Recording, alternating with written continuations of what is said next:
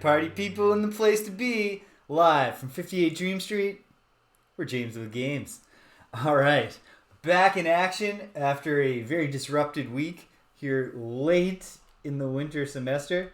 Didn't get to play any Star Control 2 last weekend, which was a drag. But we're hitting our marks today, so we're heading back out. It's episode 17 of our Star Control 2 Let's Play. Pardon me. A bit of lighting issues, so apologies if my face is too dimly lit for you. You'll be okay. All right. Without any further ado, let's fire the game up and get down to business. I saw that my computer has changed its mind again. For a little while, OBS was just taking the raw feed of the desktop audio without referencing the master volume that I had it at. And it seems to have changed its mind and now cares about the master volume. So I'm going to have to do some tweaking and adjusting when we get started here to get the sound to a level we can all live with. Hey, little girl. Aber's in the room here. Far too early for her LUNCH, but that's not going to stop her. She's an optimist. She was born that way, and she's going to stay that way. All right. Okay. Here we go. I have made some preliminary adjustments to the desktop audio volume, and we'll see what happens when we dive in here. When last we left, I was struggling a little bit. We were baffled. We couldn't figure out. Well, let's get in there and we'll see what we can't figure out. And I'll tell you what thought I've had about the thing that I can't figure out. And we'll see. We'll find out together if that idea works. So, oh no, which is further along? I don't remember. So let's go with this one. And yeah. Zeta Sextantis. If I look at the star map, where's that put me? Yeah, it's all going on. The Mycon are in a horrible time loop because we've already received the official report from Captain Talala. Well, lighting cooperated with me for a moment there and then gave out that the Mycon fell for the trap, but here on our star map, they're just heading into the trap. But here's the situation. We're at the southern tip here of Vux space, heading towards the site of the Yehat Civil War. There are two factions of Yehat now. That's why we have two overlapping purple circles. And we have the converging on the Yehat. And my thought last week was like, oh no, obviously the Yehat Civil War isn't going to resolve itself. And I need to get involved somehow to push it along. And I got to hurry because the Pekong are going to get there. And when they get there, they're going to get exterminated like they did last time. Or at least that's what I thought. But here's what I think now, and we'll see. Because, if you recall, if you can think all the way back to 2 weeks ago, or if you can just trust me when I tell you this happened, we're trying to meet some of the Yehat rebels, thinking maybe I can link up with them, help them win the war. But every time I encountered a Yehat, even if I stayed here in the perimeter of the Yehat space, because the darker purple circle is the rebels, even if I'm just in their space, all I kept meeting was loyalist Yehat, who then want to fight me. And it really seemed, we're kind of cornered here. What can we do? What does it take to make the right Yehat emerge? And how can I get it done in the very small amount of time before the Pekong arrive and get destroyed? Well, here's my thought. And we're going to test it. We're going to find out. Because what else are we going to do? My thought is, given that the Pekong very quickly start to head towards Yehat, and you have two chances where you can reroute them, but they respond quickly to those by reaffirming their desire to attend a very ill-fated family reunion. And given that it takes a lot of steps to trigger the Yehat Civil War, such that you're very likely to have triggered it and be quickly and possibly have even run out of chances to stop the Pekong from going. What if the Pekong arrive at the Yehat Civil War, and because on the outer perimeter we have rebel space, the Yehat they encounter are not hostile to them and destroy them, and instead perhaps welcome them and explain the situation? What if the Pekong are going to play a key role in the Yehat Civil War? There's only one way to find that out, and that's to just to not get involved right now and see what happens when they arrive. I don't know. I don't know, team. But that's my thought. So, what I want to do right now is look at my cargo hold. Oh, look.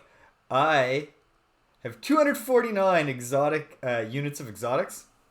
So, I'm not worried about doing any more mining. Oh, these little instants where the lighting gets good. And then they're stolen from me. So, yeah. I am optimistic here that we can produce a good result. That perhaps something will happen. And I know that I don't need to do any work, so I got to think of something else to do right now. If I go back to Earth, the home planet of the humans, I am pretty sure now I will wind up encountering. I'll be able to build siren ships. That'll be fun. But I also have a lot of fuel. And I had one other thought, which is that I haven't really done anything with the ores besides once in the first run I encountered them and I picked the wrong dialogue choices and started a fight. And that was bad. And then this run I've encountered them, I think. I encountered them on the day that my save game got wiped because they're not on the map. And I've encountered them and I managed to get out of the conversation. And they didn't attack. So they're not innately hostile. What if there's something to do in Or's space? If I could find the Or's homeworld, can I talk to them? Do I need a translator first to get anywhere? Or could I bumble my way through these conversations? Why don't we find out together? Let's do it. So we're going to head towards where I know Or's space to be. And we're going to see what happens when we get there. And that's all we can... What else can you do? But go there. Hope it works out. Hopefully I don't get mauled by the Vooks on the way, but if I do, we got a save game. We'll be okay. We'll bring it back. For now, let's head towards Alpha Vulpeculae, because Vulpeculae is certainly the most prominent constellation in Or's space. So my thought is their homeworld's probably on one of those, and we might as well go in alphabetical order. And also, Alpha Vulpeculae is a very big star, so maybe that's an attraction point, or maybe it's not. Who knows? Like to build your homeworld. Who knows? We gotta find out. There's only one way to find out. Is to go there. So, chart a course, Ensign. Make it so. And away we go. Might wind up having to fight a bunch in space. Alright, right now we're getting very little audio, huh?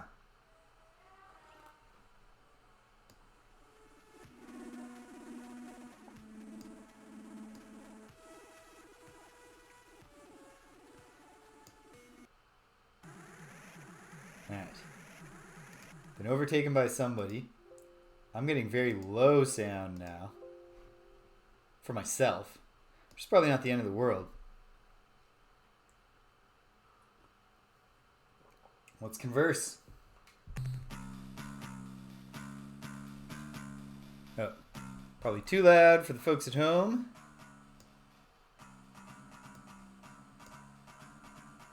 Okay. Okay. Then now it's too loud for me because it's feeding back through the microphone. That should do it. Okay. Alright. So, let's see if we can avoid combat just by saying, look, I don't want to talk to you. This is stupid. What's the point here? I don't think we can. One last thing to say. Probably something about violence. Die. Alright. Okay. Let's find out what the Vooks are all about. See how good we can do at fighting them. And, you know, if it's a crisis, we'll take some other route. Maybe we will go back to Earth and then head out to Or's space. With some Siren in tow. But let's find out. Captain Thwill, you're in the hot seat. I don't remember anything about what Vook's ships are like. Or even if I fought them before at all.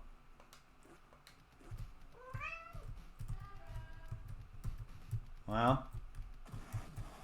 Oh, man. I hit the planet without ever even seeing it. Even at the moment I was hitting it, I could not see the planet. That's frustrating.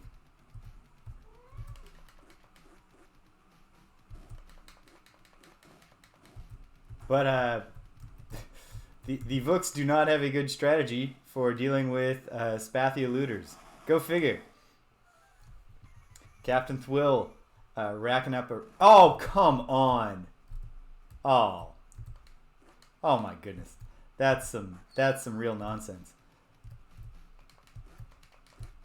My own worst enemy. Well, I guess literally planetary bodies are our own worst enemy. Oh, he's actually taking some shots, but those are not impressive shots. What is the? I'll be really curious to ever find out. There's got to be some kind of strength to the Vux ships. They can't just be all weaknesses. They're very slow, have very bad weapons, and do not take evasive or defensive maneuvers. There's got to be something more to the story. Maybe they're just so fixated on telling themselves that humans are ugly that they're convinced they don't need any kind of tactics to defeat us. You're not even really fighting a human, though. You're fighting a Spathi, and not well. You just got butt missiled, or torpedoed, or whatever, to high hell. Very few resources gained from destroying these pitiful ships, but that's okay. It's not all about the resources. And we've got a tail, probably, but not necessarily, a Slandro.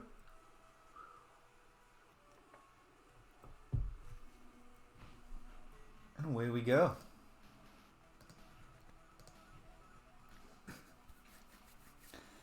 So we're going to make it to Alpha Vulpeculae, I feel.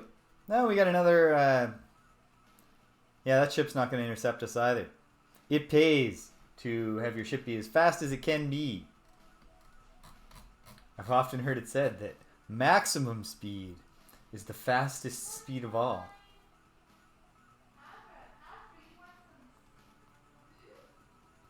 It is lunchtime. It's exciting news for the cats. Okay, here we are. Big stars have Melnorme. I was told that's a thing, and now we can confirm it. So let me just note here, Alpha Vulpeculae. Alpha Vulpeculae. And I'll check the only planet. Found a Melnorme here. And let's go. Let's see if we can... I mean, finding resources, not super important right now. But we're here. We made the trip. I might as well take notes. Because last year wasting, time is ticking away. What can you do for me today?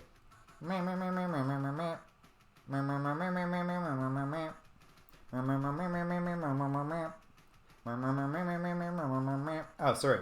You were saying something. What can I do? What can you do for me? Well, I have a very small number of bio units that I would like to offer you. Don't know any more Rainbow World locations at the moment. Ho ho! 4 more credits. Great. I don't even really think I need to buy anything here. So we'll say good day, sir.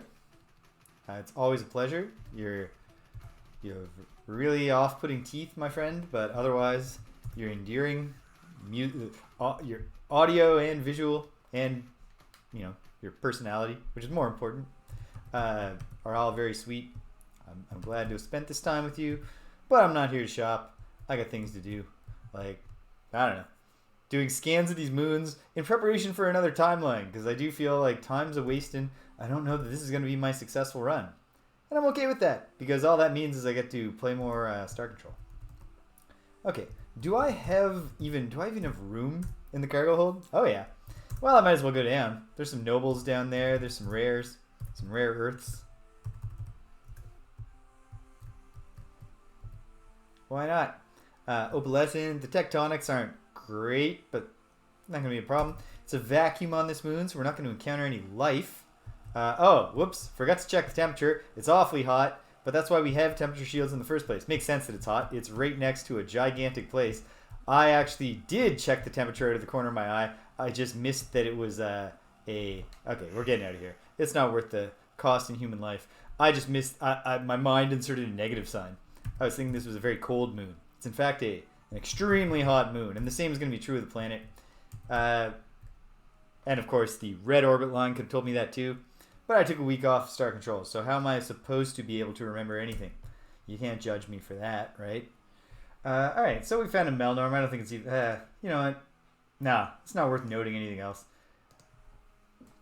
I can't imagine that being a vital resource section when I come back. British, hail. Okay, so that's Alpha Vulpiculae. Is there even another Vulpiculae? Okay, I might have been wrong about there being a prominent Vulpiculae. The Lalande system might be the prominent one. Let me just look at the star map here. What's going on in this area? Okay, we have right around here. Oh yeah, I thought prominent constellation. It's just the star is so bright. It's got little heat lines or whatever coming off it. So it's the Mira and the Lalande constellations. This used to be Androsynth space, and the Mensae constellation is here too. So we got to do all of those. Have we done any of them yet? Just quickly scanning. How are you, British, by the way? How have you been? I have checked out the Lalande system. Oh, and the Vulpiculae system before, so I can actually go delete the unnecessary additional entry I just put in. And then, so let's look at the, what did I just say the other one was? The Mira, you know what? Let's check the Lalande constellation and see if, because I did note that there are ores in, at least in Gamma Lalande. So why don't we head in there and see if we can find the ores and if we can get anywhere in conversation with them. Failing that, we have the Mira and the Mensae constellations here. Where is Gamma Lalande? Alpha Mira. Alpha Lalande. Gamma Lalande. Okay. Confident of meeting some ores here. Try to chorus ensign. Make it so. And away we go.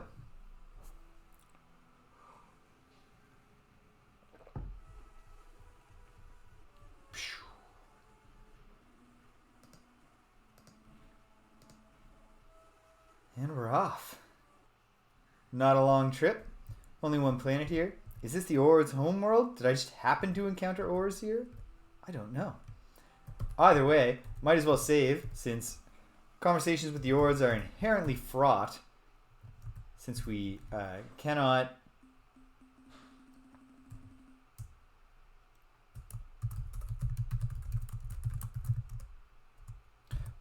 understand what they're saying. We have translation issues between the two cultures. It is March 26th. Oh my. It's spring. Spring has sprung. Had a birthday this week. Another year older. Another year closer to death. Nah. I mean, I guess technically yes, but that is not how I choose to think about it. 37 years old.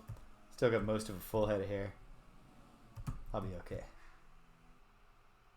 Now, okay, what I noted that there were ores here before is because I met them by coincidence, it would seem. Anything down there? Nothing down there. Okay. Well, thanks for not much, Epsilon or Gamma Lalande. Let's head to. Let's do the Mensae ones. Or the Mira ones. Gotta make a choice. Let's do Mensae. So we'll start with Alpha Mensae. And we'll go for, oops. I think I pressed the wrong button and pointed myself just into random space. Okay. There we go. Heading in the right direction. Heading where we want to get to. Probably gonna get intercepted. Because the autopilot is not great at anticipating the angle at which it wants to leave the galaxy. And I suppose I could just correct for that myself. Alright. We're down to one Kunk ship. Although I'm hopeful that if my theory is correct and we do keep Kunk alive, that we'll get access to more Kunk ships.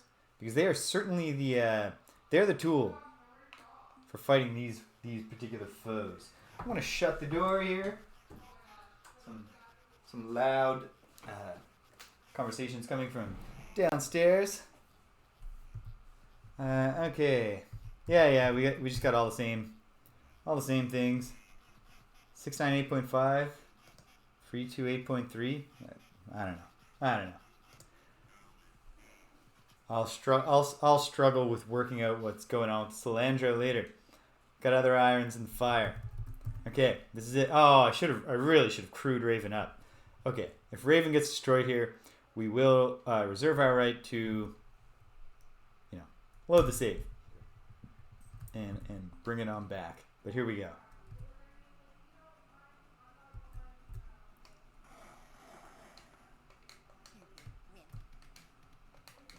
Okay. First run went pretty well.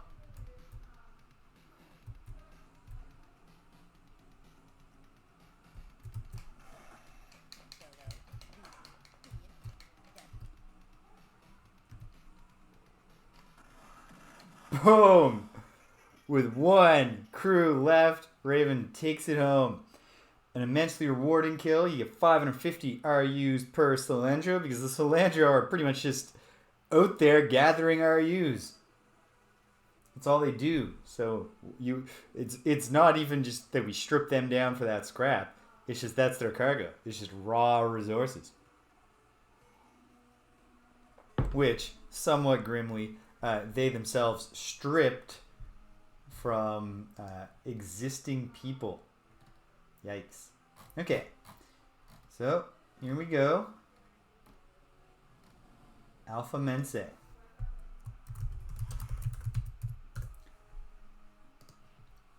I'm not getting the feeling that we're going to be meeting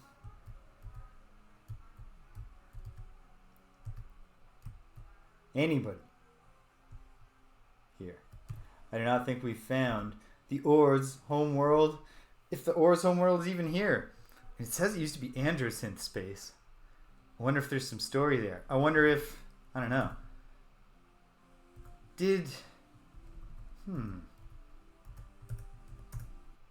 Okay. I'll have to pay attention to the dialogue options when I do talk to the Ors. Both because I got to learn which ones do and don't offend them. But also because if this used to be Androsynth space, it seems quite possible that either mentioning the Androsynth to them will be productive or the exact opposite. Because I know there's something I can say that offends them.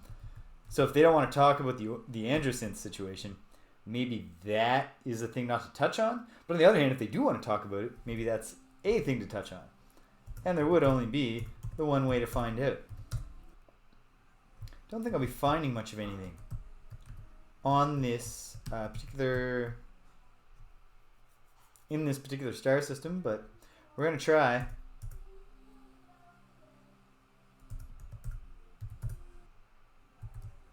I hope the Ors haven't actually been and gone. Because they're not on my map, but is that because I met them only on a day where my save game didn't work? Or is it because I met them, they were on the map, they have somehow been destroyed? That'd be a shame. Because then we're not going to find out we're not going to learn anything about them in advance the next time. Although I'll make a mental note to myself that if I have to go a third time around, let's learn about the Ors pretty early, because it really does kind of seem like probably the near Earth situations are mostly things that you can resolve fairly early. I certainly haven't managed to do that. But perhaps I could next time. Anything on this purple world? There never is. And the center is a gas giant. So Alpha Mense is not productive. So let's just say we found nothing much. And then we're going to do two things before we carry on. First, let's assign some crew to poor Raven's vessel. Doesn't take much to crew it up. And they might get to live multiple lives thanks to the great spiritual enlightenment of the Kunk, which gives them a 50% chance of resurrecting at full crew complement when destroyed in combat. And then let's save, just because who knows what's going to happen out there. Will we have any conversations with the Ors? Or have we lost did we miss our chance? I don't know. I don't know.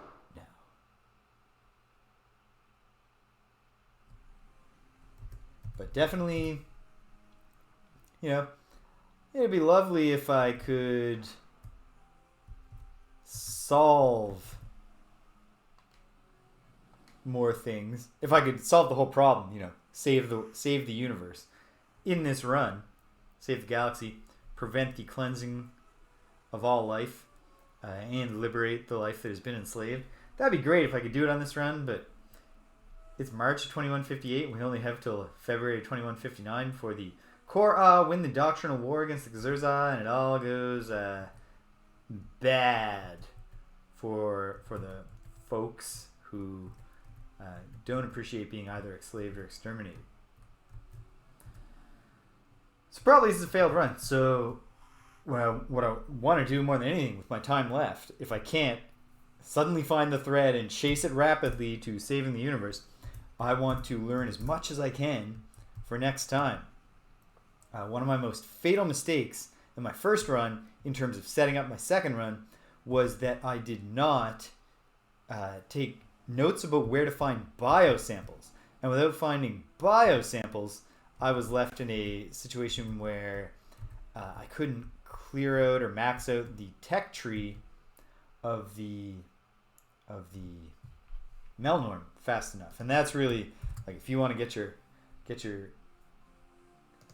deal up and running, pretty important to do that. Oh, it's a urea world. When you see yellow, your heart holds out hope that it won't be lanthanide or urea, that it'll be treasure or auric. But you can't win them all.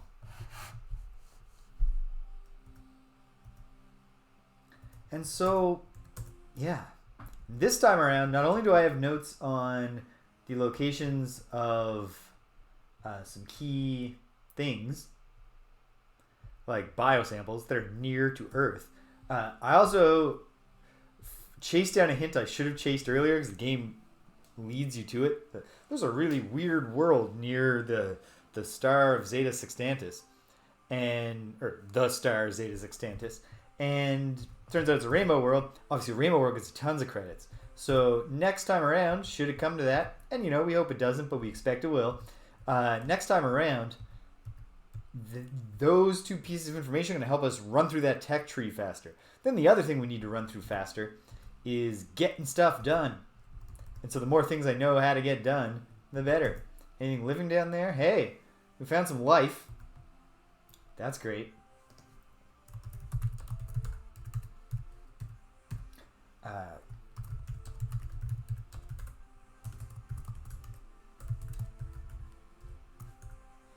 Just made a quick note. There are biosamples here. I probably won't wind up doing this entire system, because I do not feel like the ores are likely to be making their homeworld on, like, if we're at planet 3 and it's 242 degrees below Celsius, I don't think we're getting warmer as we get farther from the sun. I'm not a physicist or an expert in thermodynamics in any sense, but I do think that generally you're likely to be colder in any given star system the further you are from the sun, right? That seems to add up. I think the math checks out on that one. So, yeah, here we are. Zappity zap zap zap. Getting some zapping in. We are getting awfully close to the end of term. And next week should be, knock on wood, but should be the last week of my career where I am obliged to teach 3 evenings per week. Ever. And also in the summer, there's just much less teaching to speak of. And when you bring all that to bear, we're looking at a guy who's hopefully going to actually start doing all the different streams he's been telling you he wants to do. And that might include, I don't know. The problem is I might want to start it too soon to hold it for a stream, even if it's 2 weeks ago from now. But complete left field from this, I just I was gifted Kirby and the Forgotten Land for my birthday. The first ever fully 3D, like 3D in the sense of movement, Kirby game. And I'm really excited to check that out. Not sure I'm going to get to share it with you, but we'll see. But there's lots of things I do want to do, besides the things I already do, on this stream. And the time is a-coming. I should be able to. Not a lot of the usual crowd has turned out yet for Star Control, but that's okay. Honestly, if everyone's got something to do on a Saturday, I can hardly complain about that.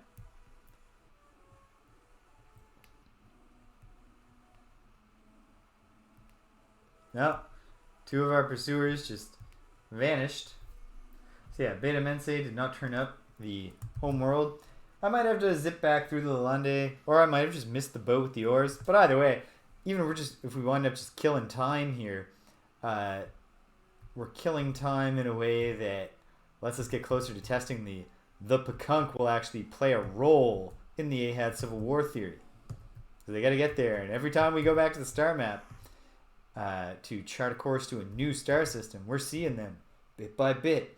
And I would like to believe that they're going to get there and team up with the Yehat. Maybe that's a big turning point somehow. Maybe it's not. Maybe before time runs out, I can start trying to make some educated guesses. Like when the Slalandro spit out those coordinates, I've been trying to figure out like what's the starting reference point for these coordinates, and I haven't tested any theories, but I could. And what if it turns out that it's not? There's no starting reference point. It could just be as simple as they're telling you exactly where they came from, like using the same coordinate system. I don't think that's what it is, but it could be. So there's a lot to look into there. Yeah, nothing going on here. I think the Gamma Mense is going to be another bust. But we'll check a few more before we head out, back out into the wider world. Yeah, I think the Mense constellation is not going to produce any Ords interactions for us. Possibly none of them are, because like I said, I could have just missed the boat somehow with the Ors. I don't know anything about them or their story, which makes it really difficult to theorize about what might be going on with them. Check this one outer planet. Of course, it's a great big planet with all sorts of purple moons, which could be violet moons, and if they're violet moons, that's great, and if they're purple moons, it's kind of eh. Looking real pellucid. We'll drop down there.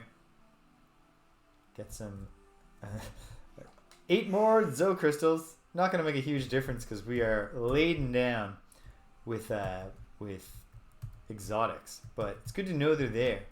And if all 3 of these turn out to have exotics, that'd be good.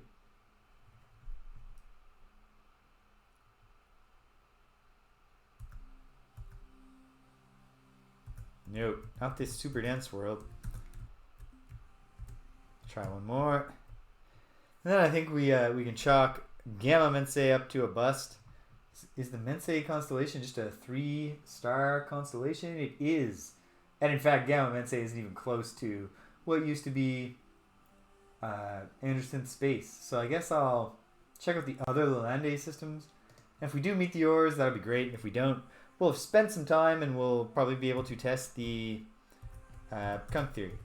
And we can go home to Earth, refuel, get a pat on the back from old Commander Hayes, because we're coming back with a lot of... Hey, you know what? It's March 24th in the game. That means that a moment ago it was my birthday in the game. And I didn't notice it and call it out. I was too worked up talking about my own real birthday. I wonder what I can do with the Thradish besides like embarrassing them by sending them to the Urquan Doctrinal War to look like fools. I don't know. I don't know if I've even fought them.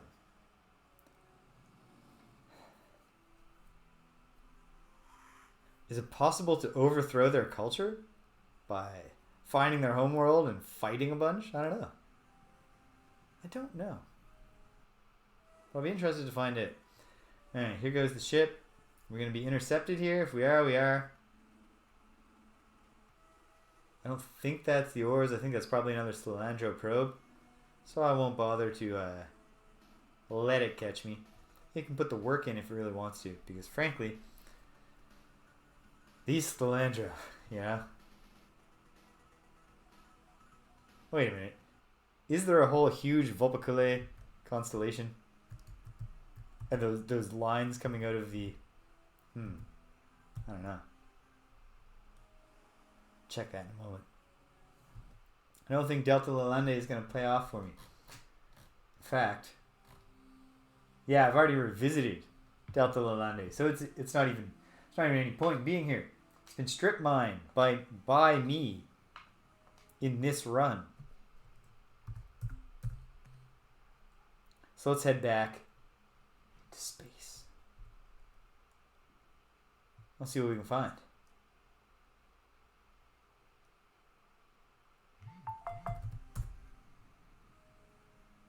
Conquer. Very slowly making their way. Oh yeah, there it is. Delta, Epsilon. Okay. I feel like we can stop checking the Lalande system.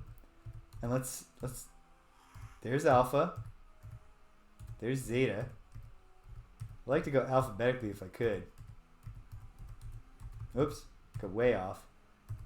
Yeah. Okay, fine. We'll skip ahead to Gamma. Alpha, Beta, Gamma. So Beta's got to be in there somewhere, but we haven't found it. We'll try Gamma for now. After... Oh! Ha! Overshot your target, pal. Okay. I feel like that... Alright. We got hailed by what is probably a Slandro first, but I do feel like that next one is an Ords. Yes. Okay. Let's throw in a save just because we're here and we want to get through this and see if that is an Ords and if we can talk to them. And we'll want to be saved for that too, just in case I get it wrong. I don't want to provoke hostilities with them if I can help it. I would like to be their friend. Okay. You keep saying that, and I just don't agree. 724.3, 338.7. Yeah, I don't know.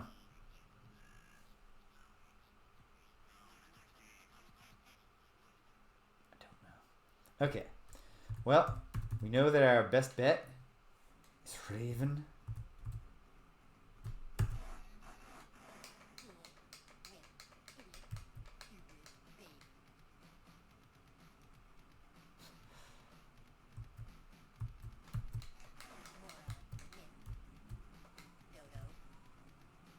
Come on, Mr. Mr. Slandro.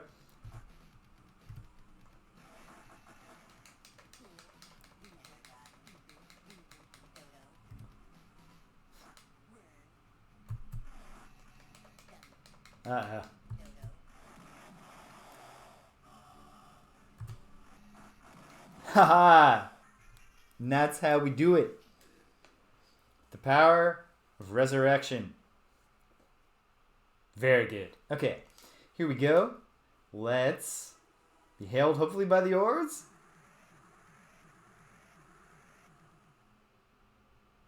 I think those are the Ords. Okay. So they're still alive. Still kicking. I hope. What if the secret to the Umgah is that you have to approach them on April 1st? It's their favorite day.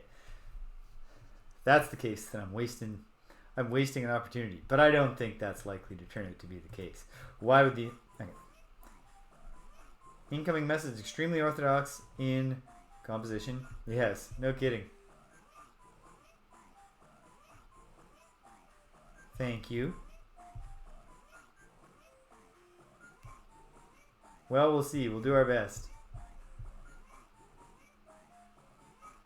Hello, Extremely. I hope you like to play. Some campers are not so good for games. Is it time for playing yet? I assume they're just asking for friendly. Let's just see what happens. I'm going to talk to them about how we're having translation problems. Problems are difficult. I've often found that. Okay. Hopefully spicy games are not, I don't know. Can they help us? They're friendly. Extremely happy sisters should correct each other for celebration. So much enjoyment. Shall we come to your house so that we can be relatives?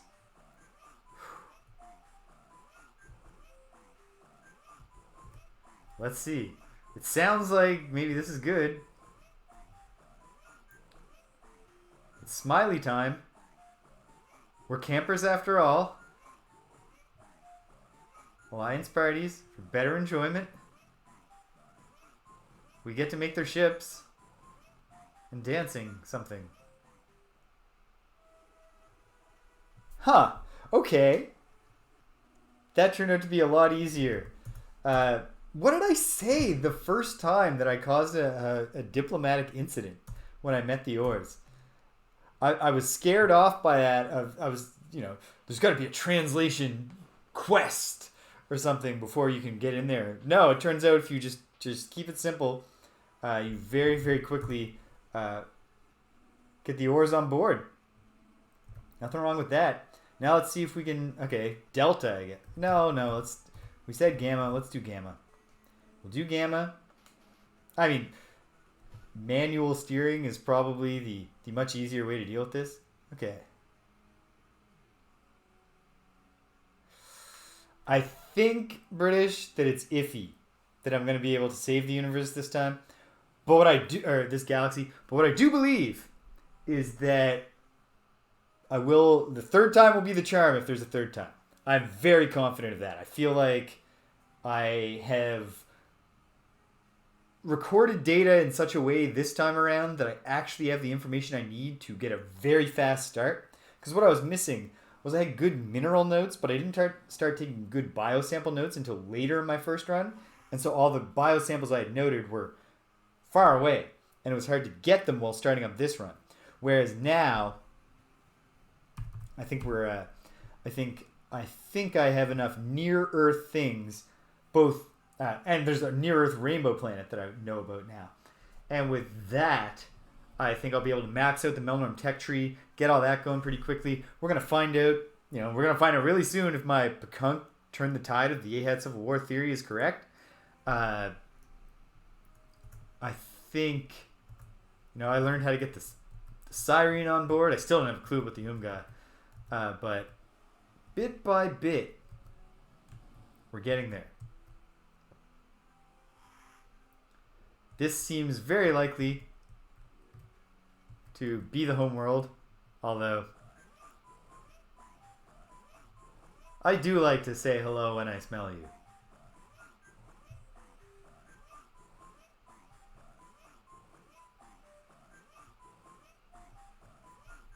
I am happy. Okay.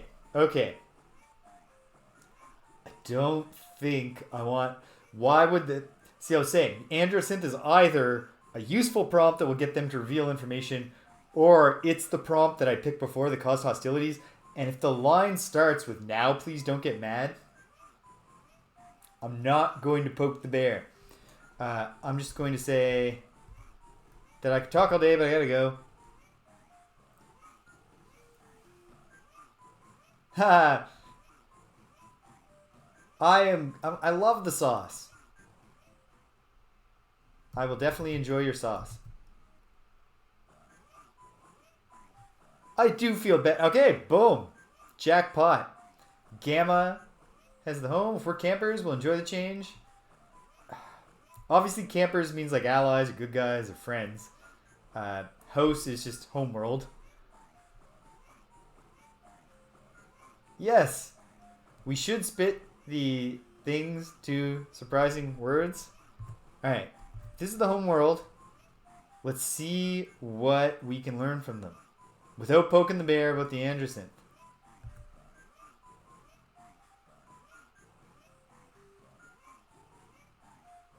Huh. Haha, yeah. Oh, yes.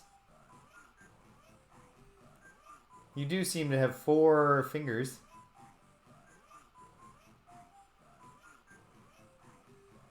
Okay. I smell... I don't smell colors. We're doing what we can. Okay.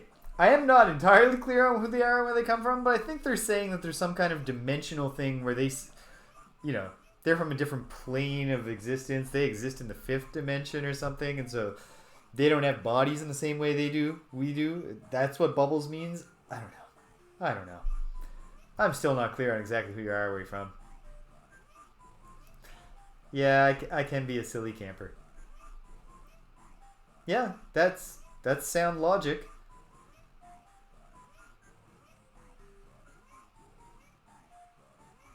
Okay. Okay. Ores are from below and heirloom are from above. And they're not bubbles like us. Are the heirloom from the... I gotta remind myself. Gotta open up the manual here for a sec. Okay, hold on.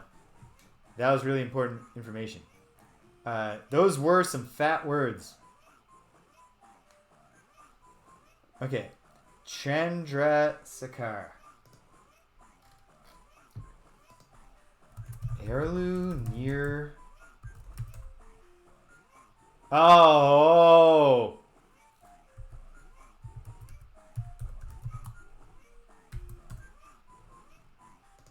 Alright, so here's what I think we have learned about the androsynth. Actually, hold on. Let me look in the manual, or not the androsynth, the ores, and the heirloom. Let me look up the heirloom, though. I gotta remind myself, because they're weird, right?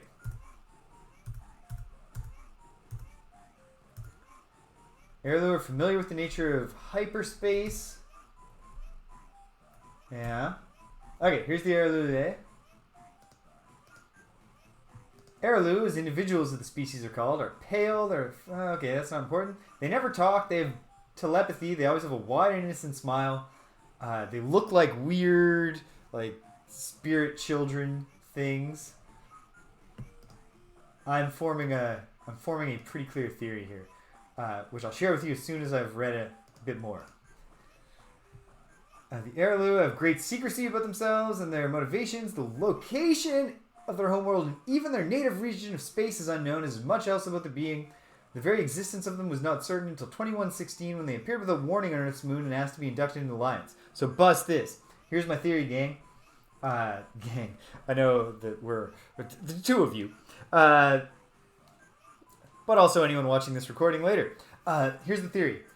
Are you ready for this? The reason no one knows where the Arilouleelay are from is because they exist in the fourth dimension. The ores are all, we're not bubbles like you, because the ores exist at the second dimension. And they extend their second dimensional tendrils into the third dimension to greet us and meet us, but they don't have bubbles. They're not three-dimensional like us. That's what it means that the Arilouleelay come from above and the ores come from below, but they both come from outside. Neither of them come from the third dimension. And so, what he just said about right here, happy campers are not going to heavy space slide near Chandrasekhar. Well, guess what else is near Chandrasekhar? I mean, many of you probably already know this. I imagine a lot of people watching know more about Star Control 2 than I do. But here's what we know about Chandrasekhar. A new star appeared and vanished between the Circini and Chandrasekhar constellations. And in fact, I've seen that star once, and it disappeared. Cadence, hello. I'm putting it all. It's all, not all. Just a specific thing about the Arilouleelay and is coming to mind right now that I've realized. They're from the fourth dimension. That star that appears and disappears near Chandrasekhar and the Circini constellations is them. I really, really should have gone to that when I was near it once. If it appears again, I will jump on it in this run. If it doesn't appear again in this run, I will jump on it next time around. But, okay. And also, Cadence, I developed a theory that maybe the Yehat Civil War issue, and when I couldn't advance it last time, is because actually maybe the punk have to get involved. Because they really want to go there, and the timeline in which you can initiate that civil war, it's tough to stop them from going there altogether. Perhaps they get involved, and I can't trigger any more. I don't know. We're gonna test that theory by just letting them get there and seeing what happens. But okay, we've learned things. Okay, but very confident now because there's only one prompt left, and I know the first time I met the ores, I accidentally angered them. They don't want to talk about the androsynth. I don't think. So we're gonna let that slide.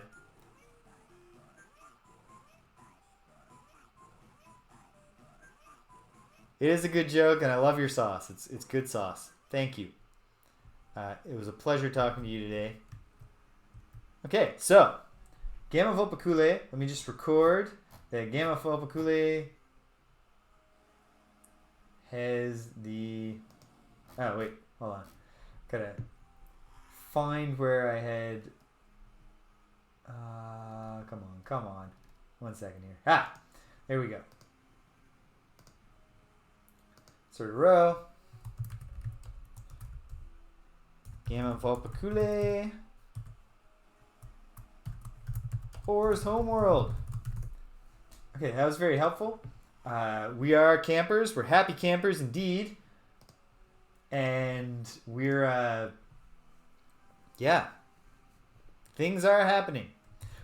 Quite possibly not fast enough to actually save the galaxy in this timeline, but we're collecting data. And not unlike the heroes of Into the Breach, a much more recent game that I love. When you know that you can jump across timelines, which in this game we do by starting a new game, but remembering everything from before, what really counts is how many timelines you can save. So if you fail at 2, but then you figure it out, then you're still a hero. That's all I want. To feel like a hero. Okay. The Conch are awfully close to, if they're going to be involved, getting involved. Is the weird star currently on display up here.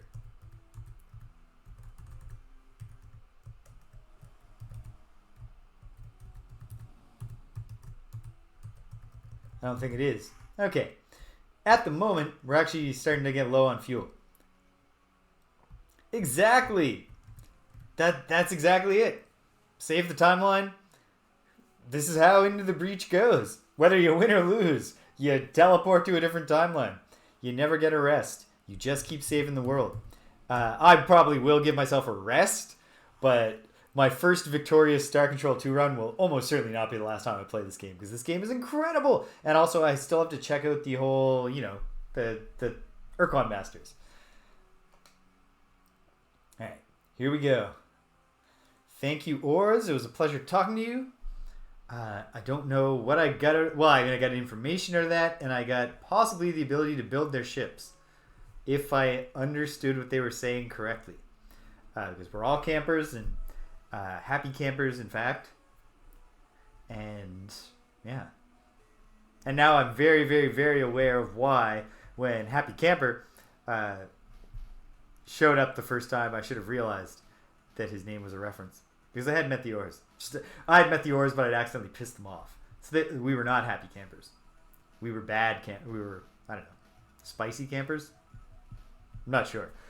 I haven't fully mastered the ins and outs of the translation butchered near-fit dialogue. But yeah, the Oars come from the second dimension. Strongly believe that. Silly cows, yes. Cows and campers.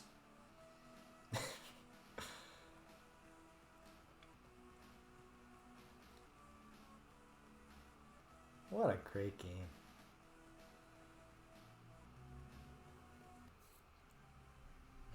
Okay, here we are. Sol, irregular solar system. I was doing a trivia thing where it never occurred to me that our sun had a name. You know what I mean? And I was doing a trivia about, I don't know if it was about celestial bodies or if it just had a miscellaneous question about celestial bodies. But knowing that Sol was the name of our son really came in handy. I probably would have known that even without this game because I'm Canadian, so I'm not bilingual by any means, but I kind of get a little bit of the idea about a lot of French words.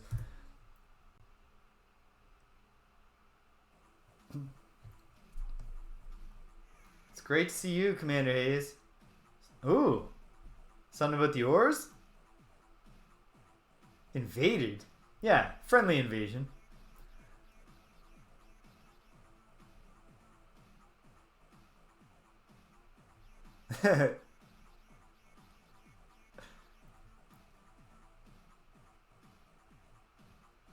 I didn't ask you, Commander, but okay, thank you. And what's your comment? Hey, alright. Not bad, Commander. Also. No, bring it up.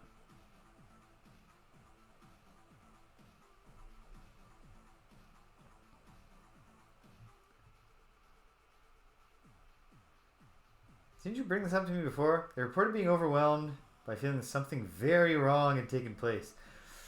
Oh. One correlation.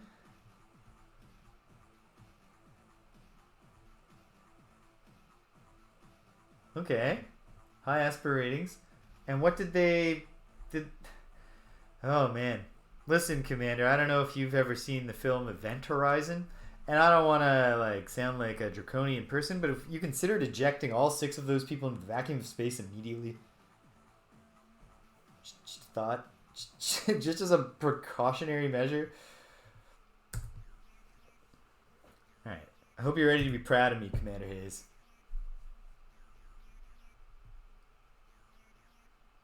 Oh, we're getting warmed up. We're getting warmed up. Yeah, I know. I promise. Good part's coming. We're getting there. We're moving in the right direction. Oh, you want to talk about Precious? Just you wait, Commander. Yeah. And how about... Boom! Goes the dynamite. Blazing all day, Commander. That's how we do. Alright. Well, thank you. Goodbye, Commander. Goodbye forever. Probably not forever. I'm going to do my best. Every day I wake up, and the first thing on my mind is, what could I do to avoid being gruesomely killed today? Alright, let's crew back up. Whew, life is cheap now. Things are going well. Everybody wants to be part of the mission to save the galaxy. So you just send a ham to their family and they'll join your military. They'll put it all on the line for you. Okay, we do not need this many Zokfot Pit ships. So we are going to strip some of them for parts so that we can add some ships. We'll get rid of 2. Because we got some options now. I want to get them in there. I don't know why the Siren aren't available to me yet. I guess I should go talk to...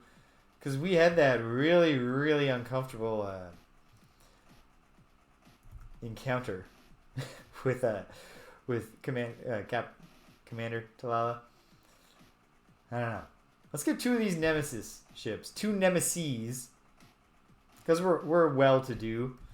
And we'll crew them up, because why not? Our oars captains will be much happier campers if they have a crew on their ship. And now let's fuel her up. Oh, I can install some modules now if I want. Do I want? Do I care? Yeah, I should. I can have a better gun, right? Well, let's see how much it costs to fuel up. It's going to cost a lot.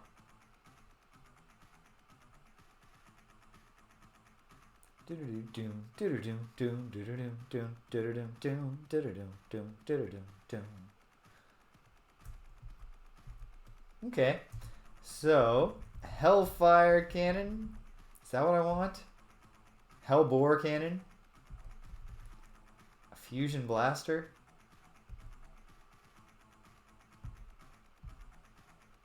Hellbore cannons, I know, cost a lot of... let's just... Well, first let's get rid of our... Okay, this is what I'm going to try. As I try to learn... So this is pure learning, right? There's nothing else to this right now. So yeah, let's detach the ion bolt gun. And we'll add... For now, let's try just a fusion blaster as our primary cannon. And then let's install an ion bolt as our spread cannon. Get a little going on. Not that I tend to use the returner in combat all that often, but there we go. Then we still got some. We still got resource units in the bank, and so that'll be helpful for next time. So we don't need to find that much stuff. And now what? I don't know. So I guess we'll call the save game Now What for now.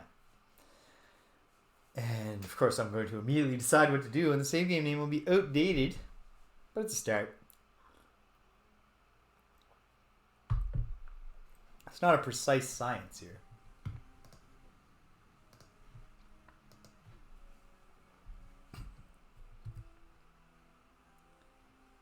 Yeah, can I find the weird star? There's the Pekunk. Okay, so they vanished from the map, but I'm not going to despair just yet.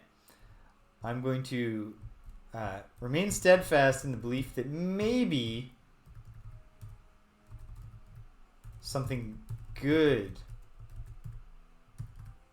Okay, so yeah, if I'm gonna find that star, like I'm gonna find it around there. Or do I want to immediately go test the theory? Well, you know what? I've got a save game here. So why don't I go test the theory of the Pekunk? And if we can't get anywhere in that Yehat situation, and the Pekunk thing is just it was a bust, and I feel very sad that I let the Pekunk get killed again. If that's what I've done, then so be it. We'll load the save, we'll be right back to Earth, and we'll shoot up, and we'll see if, like, do the Arilouleelay, kind of keep tabs on us? If we're in that area looking around, will they show their face? I'm not sure what their system is. But then while we're up there, if we fail to find them, we have other things we could do. Like, I haven't really drilled down on what I could do with the Thradash, for instance. So there's lots of options. Not infinite time, though. So let's head down Yehatwards. Theta Serpentis. It's right there on the cusp of Rebel space. See who we meet, see what happens. Chart a course, Ensign. Make it so.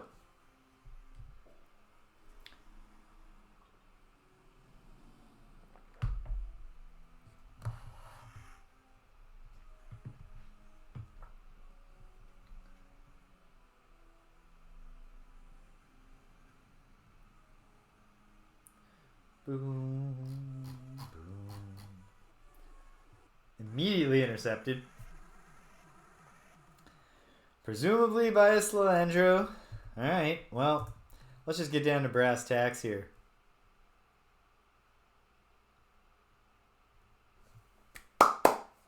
Congratulations! Full game world record. That's exciting. So when it's a full game world record, is that any percent, or does full game mean like you cleared every level? New boy. Any percent. Nice. What's your favorite of the new Super Mario Bros. Games?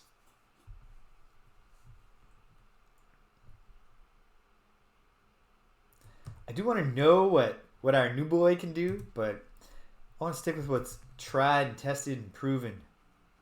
For me, at least.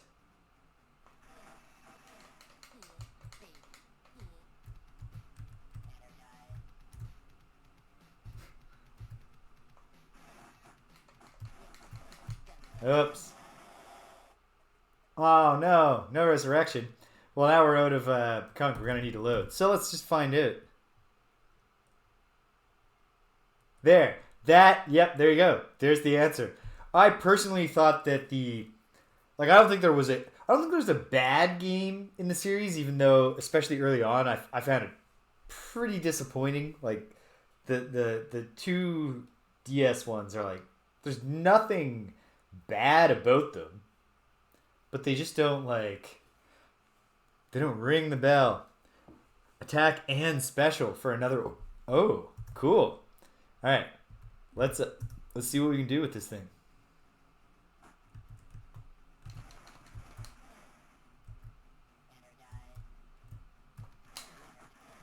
Ooh, so a little homing missile. We're not, okay. Well, we won. I didn't feel like I was using even slightly effective tactics there, or conserving crew effectively, but we won. It doesn't matter, because we're about to load. We'll do it again. Launch fighters, yeah. That's... makes sense. So they're like a less dismissive of their people version of the Xerza.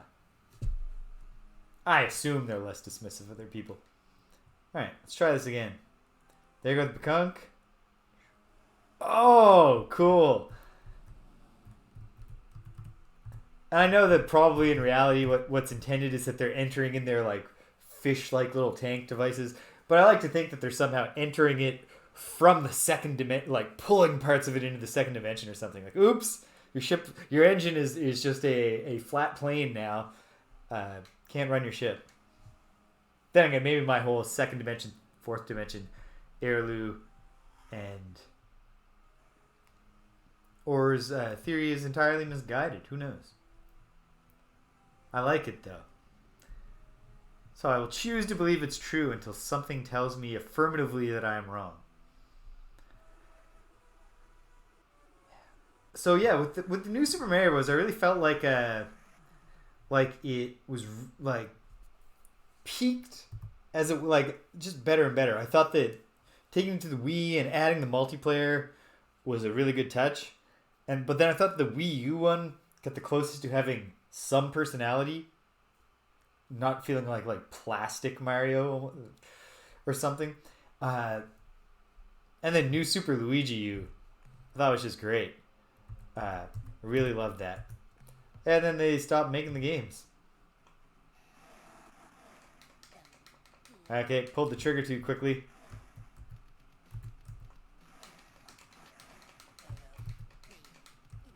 Yeah, it's one of those things where like the new Super Mario Bros. Games, if they weren't Mario games, it would be silly to be like, it's kind of disappointing that this is not like absolutely, oh yes, I'm disappointed that this isn't a masterwork.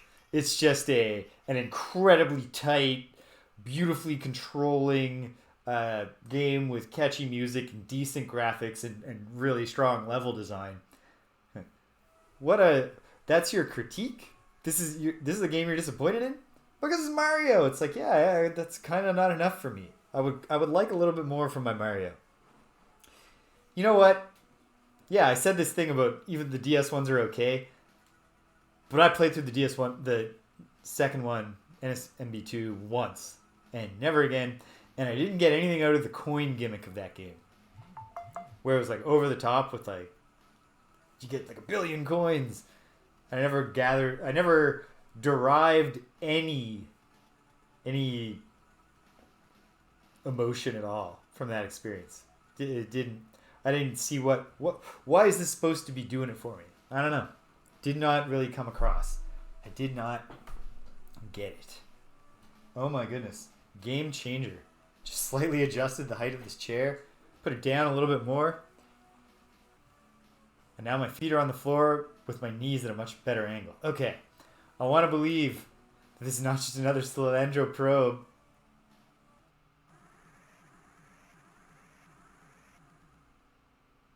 Ah, well. You can't win them all. But we'll just get right down to brass tacks here.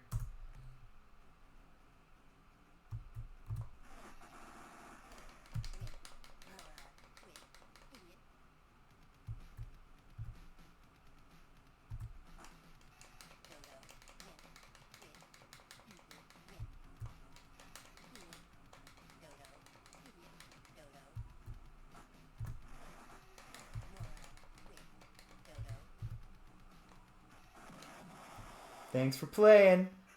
2418B.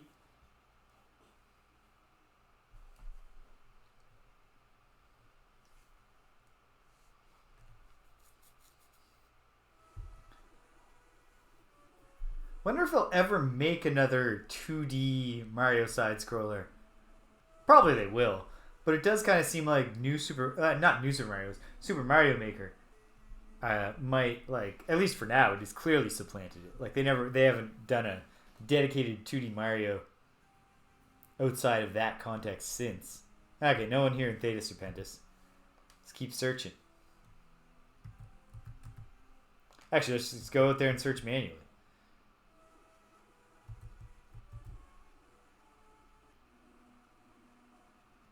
Anybody? Okay.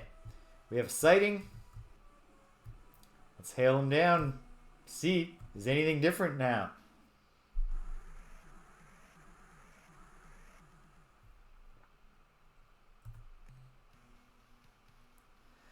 Nope, it's the crummy Yehat.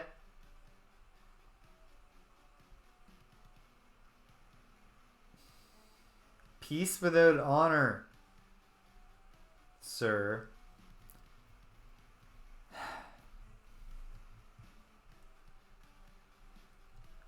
Maybe you should think more about the source of the dissension and less about just freaking out that there's dissension at all. Maybe there's something to be gleaned from thinking about why other clans have rebelled, hearing their message, and contemplating it critically. Yeah, tell us about the gunk. You hate them, don't you? They've been absorbed. They are no more. It's not how it should be. Okay. But they've been absorbed. That's probably bad. Probably bad. Okay, I don't remember how to fight these guys. That's okay. We're probably just gonna wind up loading a save. No, they're not. It's the Mycon that are nightmarish to fight, in the sense that it's long and boring. Ores? Okay. You're in the hot seat, new boy.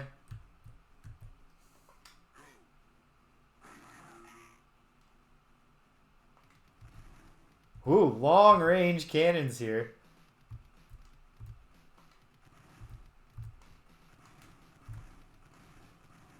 You're drifting into my range, buddy. All right, your whole gimmick. Now I remember the gimmick. Okay, that fight didn't go well. There it is. Yeah, that makes a lot of sense. Okay, Camper, you're up.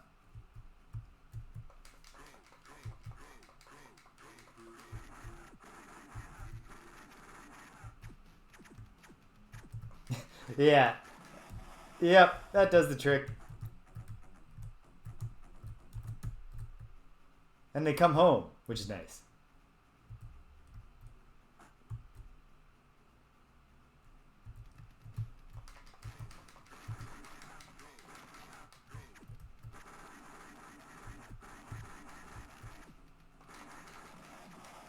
Oof. No, that didn't go well for me. I deployed all my people and then got shot. Okay. That's alright. We're loading a save. It's fine. This is not what I should have done. Should not have sent Captain Thwill out because the computer is too on point with their shield timing. I'll let Thwill go down. Sorry, Thwill. Let's send the returner out. I'll get a feel for its new parts. And then we'll get out of here and we'll load the save. Or I'll be dead.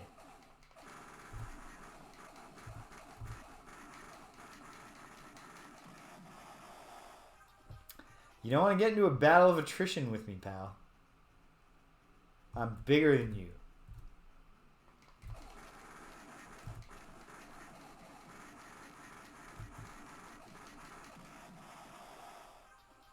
Well, I mean, actually, attrition seems like a very effective overall strategy for the AI here.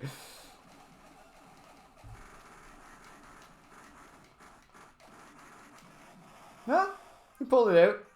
We pulled it out-ish. Great news. Okay, we might as well, before I load the save, meet one more ship and see if finally we can encounter actual rebels.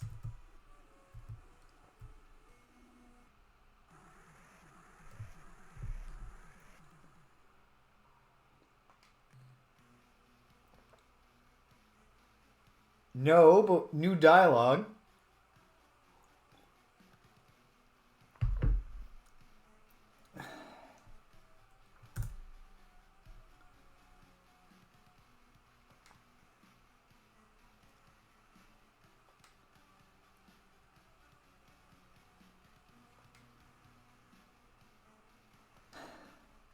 You know, to me,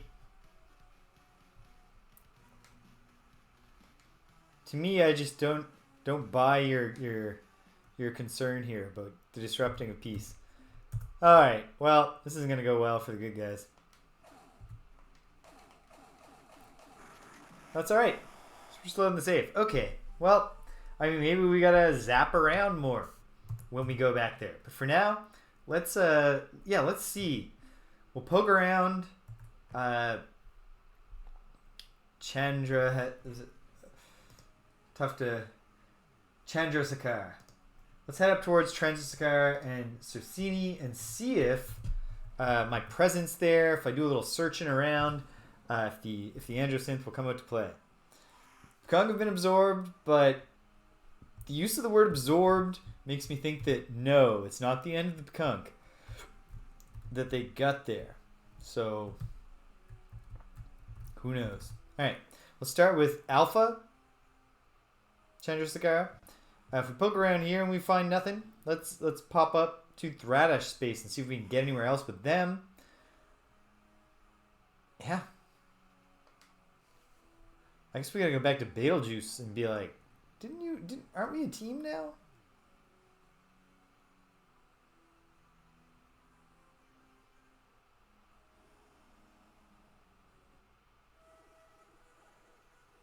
Because it's held by you. You're the liberator.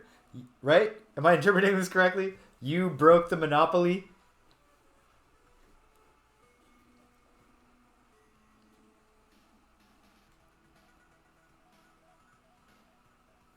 Oh, okay. Right, the crazy part is that finally one of the full game records is not held by one person. Are you? No. Okay. But anyway. Yeah. It makes sense that someone might, if there's a bunch of different full game records that one person might wind up cornering a lot of them. It's kind of like makes me think of like Olympic swimming. Where it's like, wow, so Michael Phelps won so many gold medals, and it's like because he's the best at swimming. And they give out medals for a bunch of different variations on swimming. And if you're the best swimmer, it seems like you're pretty likely to be able to win all of them. Like if there were like 7 different 100-meter dashes, and like one was like you have to skip every 4th step, and like one was you gotta run with your hands on the back of your head.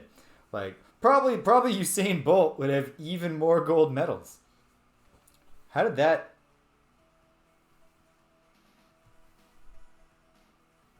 I control the lighting.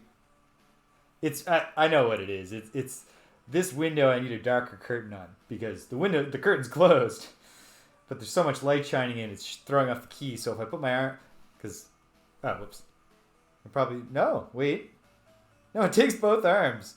If I put both arms up, I'm lit well. I don't know. Probably not terribly important. Or perhaps it's terribly important and I should be thinking about it more. Tough to say. Okay. So we're passing by Sursini. Let's just look at the star map. Has the freaky star just appeared? Because that'd be great. If it was just here now. I don't think it's going to be yet.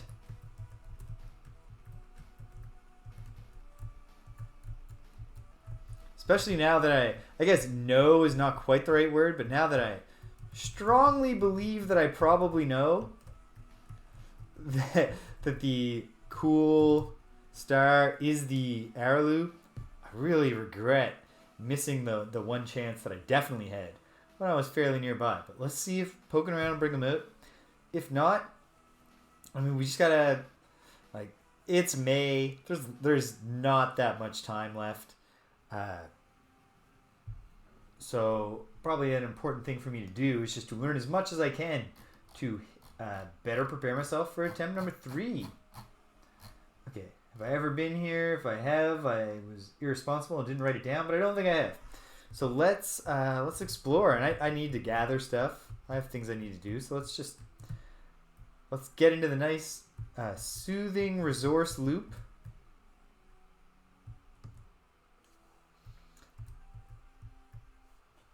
and get some resources. Here on this metal world, looks like a radioactive to me. And if it's not, we'll be doing a good service by getting the corrosives off the metal world. That's just not ecologically sound. Uranium, beautiful. Sulfur, oh my goodness, there's metal bugs or something down here. Zap, zap, zap, zap.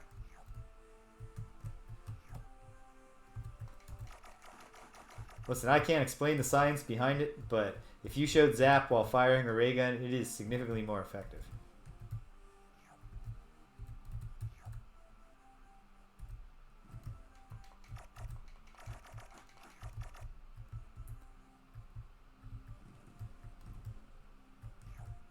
Alright, well, I mean, probably there's more life still on this planet, but if there is, why wouldn't we let them be? Was there? Oh yeah. They'll find each other someday. There's enough of them to start a band.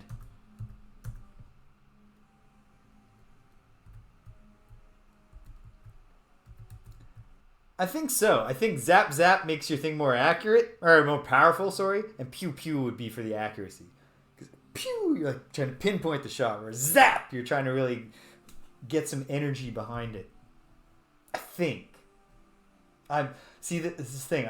I'm on the faculty of engineering, but I'm not an engineer myself. I would have to ask one of my colleagues.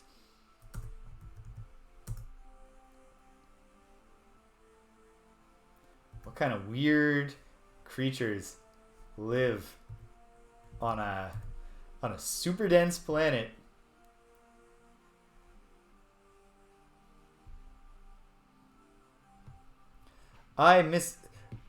Hold on. Yeah, I misread what you said earlier. Oh, jeez. You know, I misinterpreted you, Cadence, because when you said someone got a new world record, I thought you were saying someone just got a new world record. But good for Billy Joe 66, because that is probably it's reassuring to the people. We can rise up and take the levels. But yeah, I do remember you every other time you've mentioned getting a record. It wasn't individual level 1. I don't speedrun personally, but I do sometimes like time trials, like trying to do things fast, and as a result, speedrunning levels does seem more appealing to me because there aren't many games that necessarily have built-in speedrun mechanics for.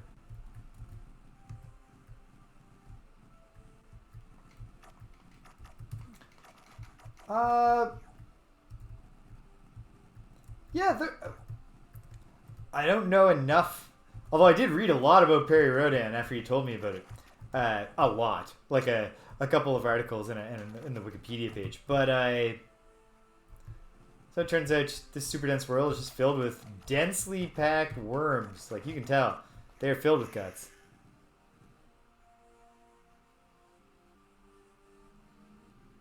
Yeah, well, that makes sense. Like, a time trial, there's a pretty strong overlap between doing a time trial. You're actually doing the same thing, in a sense. If you're doing just, how fast can you finish this course? That's a time trial and a thing. So yeah, that appeals to me more. And like a lot of video games, just like you beat the level. Now there's the version of the level where you have a short timer. Can you get it in the timer? I really like those, and these are not analogous to speedruns, but those Mario challenge levels where you have a very short timer that is not enough to really get you from the start to the finish, but along the way there are time pickups. I always really enjoy playing those stages.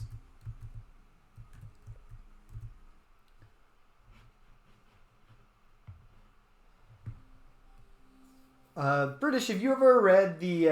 I'm not even sure if it's been translated to German, although it's a pretty popular series, so it seems like it might be. The Remembrances of Earth's Past trilogy by Cixin Liu.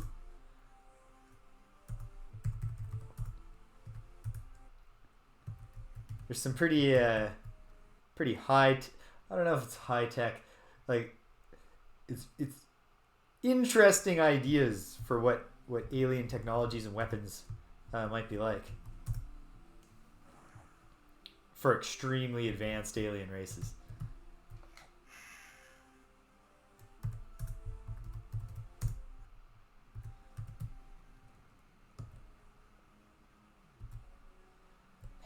I still don't have Mario Kart for Switch because, like, for the most part, when I've already paid a lot of money for a game and its DLC, I don't want to buy the game again just to play it on a different console. So I had it all for Wii U. But now they've announced all these tons of tracks coming. It's like, whew, you know. Now there's something new to have. All right, it's worth noting Chandrasekhar as a place for, you know, not a ton of exotics, but even the small amount of exotics early on when you were just capable of getting up to this system would be nice to have. You certainly wouldn't mind receiving them. We got one planet that could be habitable. Is it habited? Inhabited, as some would say.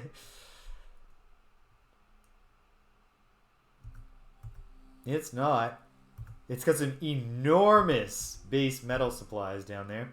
And, okay, it's inhabited, just not necessarily by sentient life. Shall we go give him a zap? Yeah. Let's do it. Zappity zap zap zap.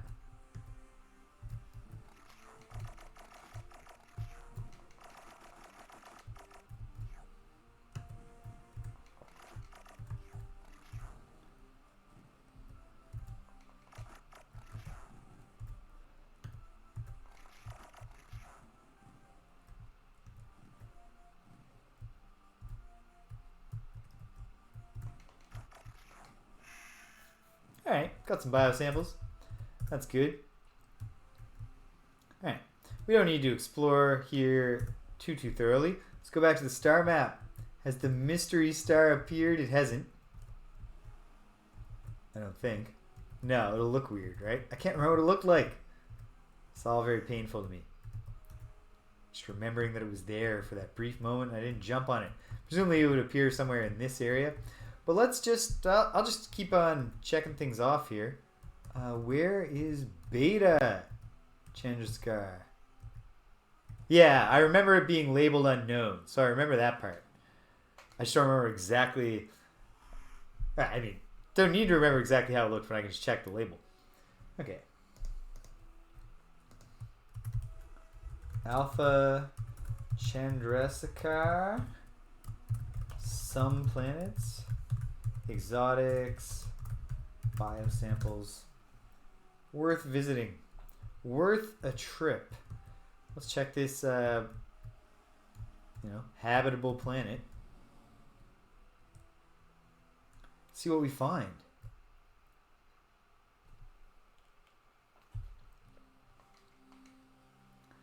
One game that I did buy twice, including all the DLC in a sense. I had Dark Souls 2 on my Xbox 360, and I bought all 3 of the DLC expansion packs. And then, on my PlayStation 4, I bought Dark Souls 2 Scholar of the First Sin, which at least had all the DLC built into it. The one thing that I could say, though, is that Scholar of the First Sin at least remixed the base game. I wasn't just buying it for somewhat better graphics. They actually changed all the enemy locations. Actually made it a much better game. So I'm glad I bought it. But generally speaking, if I've already bought a game at full price and paid full price for all the DLC, it does make me resistant to buying it again. And yet now, Mario Kart 8 is looking awfully tempting now on Switch. But then, every time my girlfriend asks me, give me a list of games that I could get her for Christmas or my birthday, I always put Mario Kart on it because that's the game she wants to play more than anything. And then I toss out a couple games that I would like on my own. And she always doesn't get Mario Kart. So I got to make the affirmative choice to buy it myself.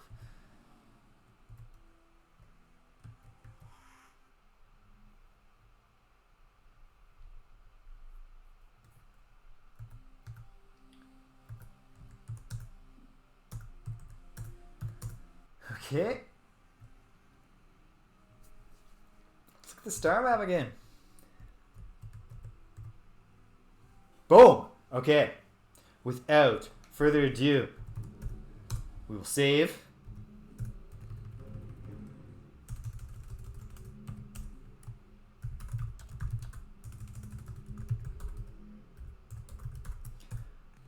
Into the unknown. Alright, this feels important. This feels important. I mean, obviously, but like this feels very significant now that I have a very, very high confidence of what this is, and the Arilouleay just seem important generally. So here we go. All right, thrusters to full. Chart a course. Ensign, make it so.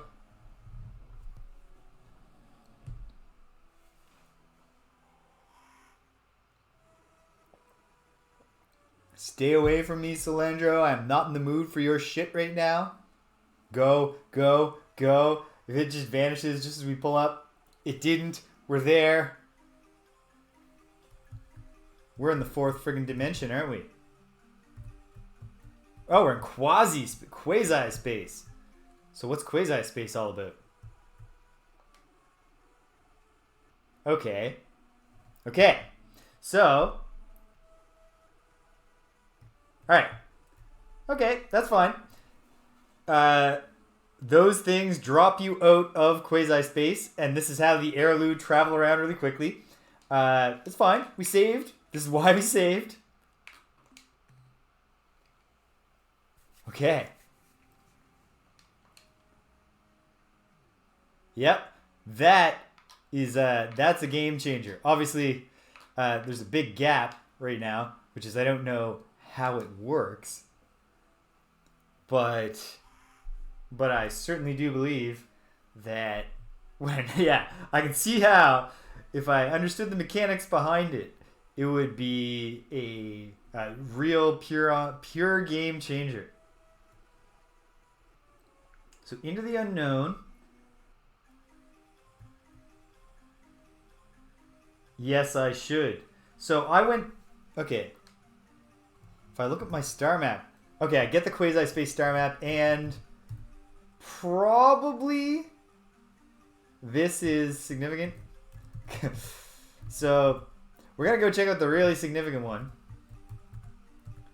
And yeah, I'm going to need to map these in some way. I guess the one way to do it, I need a whole new sheet in my spreadsheet. I need a quasi-space sheet.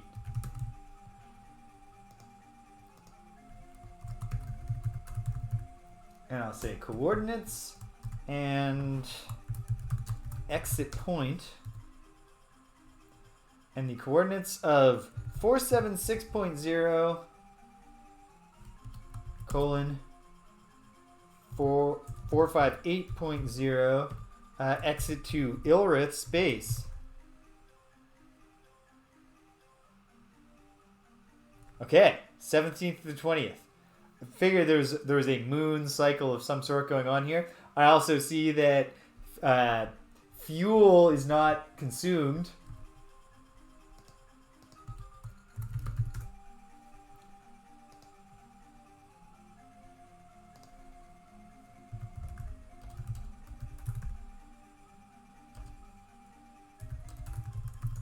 I've noted when I can enter.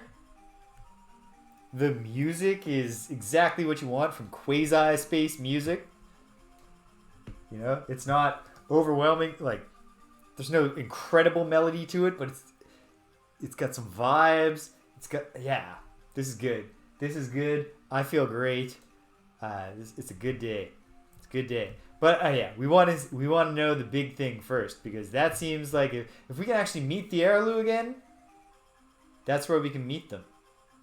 I think. I could be easily turn out to be wrong. But yeah, this answers some things. And so quasi-space, I guess, like... No, okay, time is passing. So it doesn't stop time, or... I don't know that it's accelerating time either.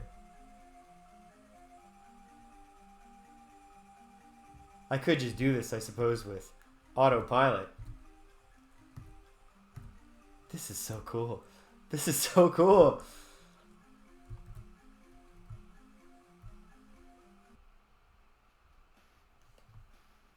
And hello to you, little in a different way. I understand I am little in a cosmic sense, and you are small physically.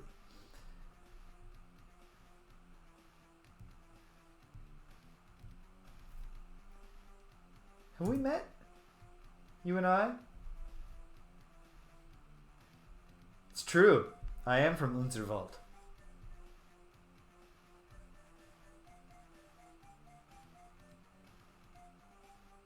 Our planet Earth.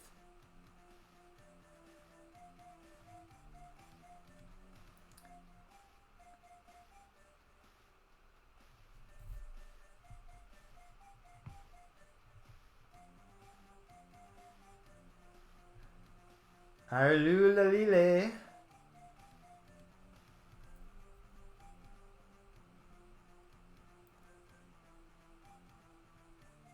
Your own dimension, so to speak. How clear is that really, though? When you think of, I guess, if I told you about the doctrinal war, would that impact your feelings here? Okay, I've got to run to the washroom, so this is a good time before we get into this conversation for a very brief intermission. I'll be right back, folks, and we're gonna learn some stuff from this higher being.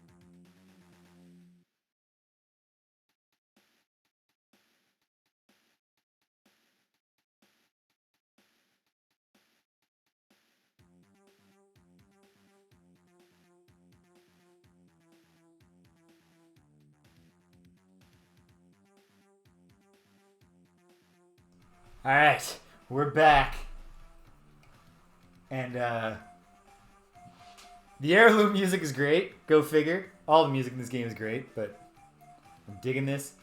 All right, so yeah, tell me, what did happen here at the end of the war? I think I'm not going to ever select that kill you dialogue.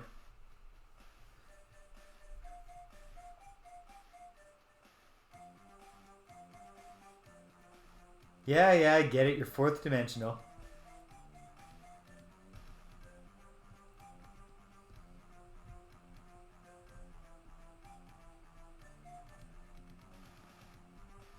Yep.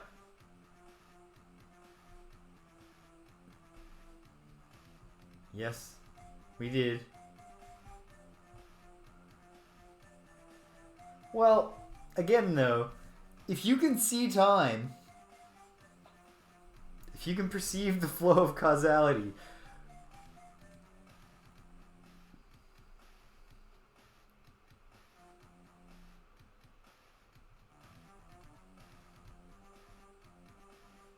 okay.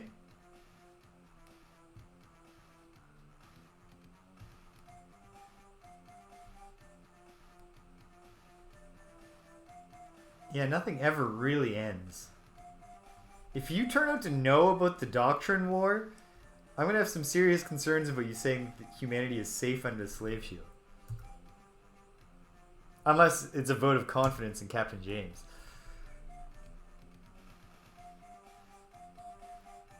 Yeah? Yeah. Sure does. And that's all you have to say for yourself. Okay. So what do you do when you're on Earth? I would prefer, like, honesty and candor.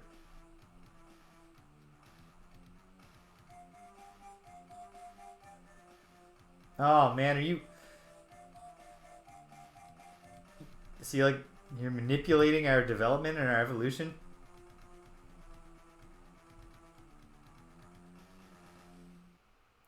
But only part.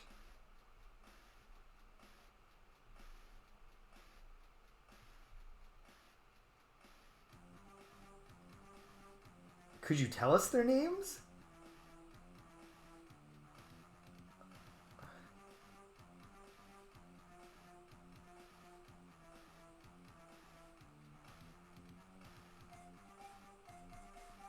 Are the... Yeah. Are the ores bad news?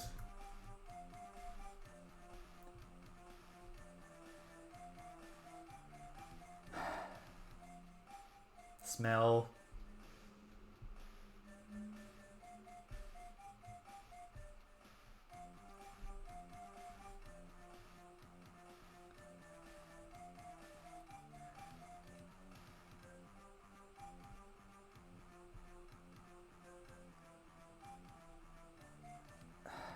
Man.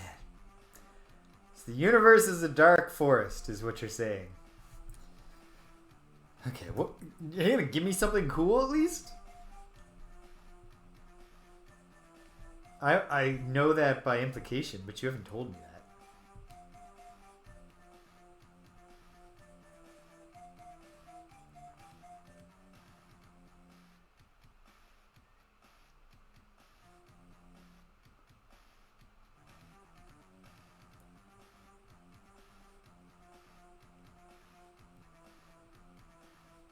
Yeah.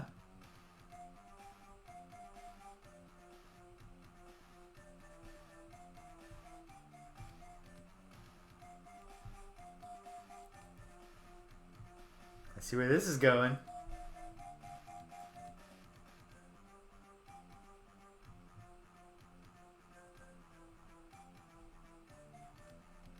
Ah. However, okay. I'm listening.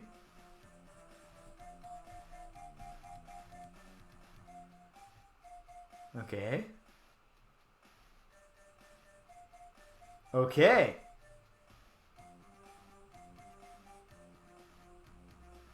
I did that, but I did that in an end of the show thing that I didn't save.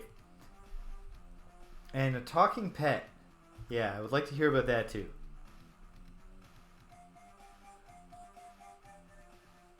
Uh-huh. Yeah, you like watching.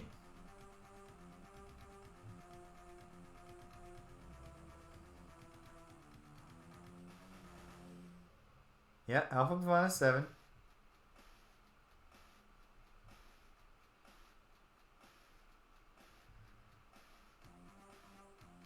Yeah, they're a crafty bunch.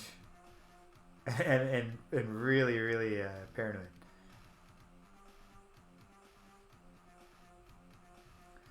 Seems like a failsafe would be to have, if the circuits are damaged in any way, to activate.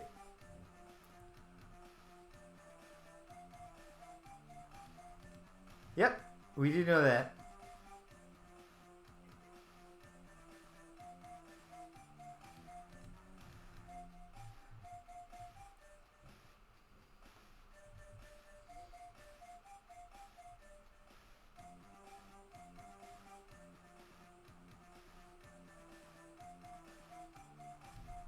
Okay, is this going to give me a lead on the Umgah?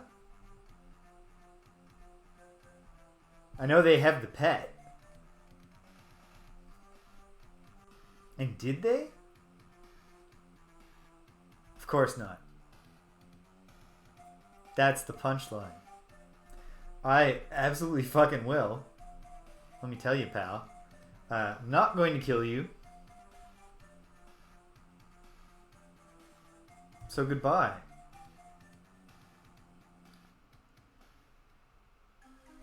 I think I have, but not necessarily within timelines. I'm not sure I saved. There was a time when I was trying to get there with the Umgah, and I knew they had the pet, and they're talking about it, but I couldn't get anywhere with them. But now, maybe armed with a dialogue option arising from this scenario, I'll be able to.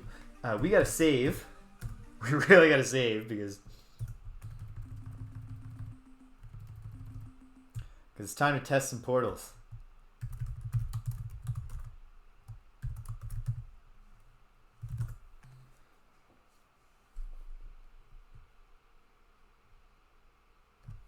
Actually, I don't need to make that save until I'm a little bit closer to the array of portals.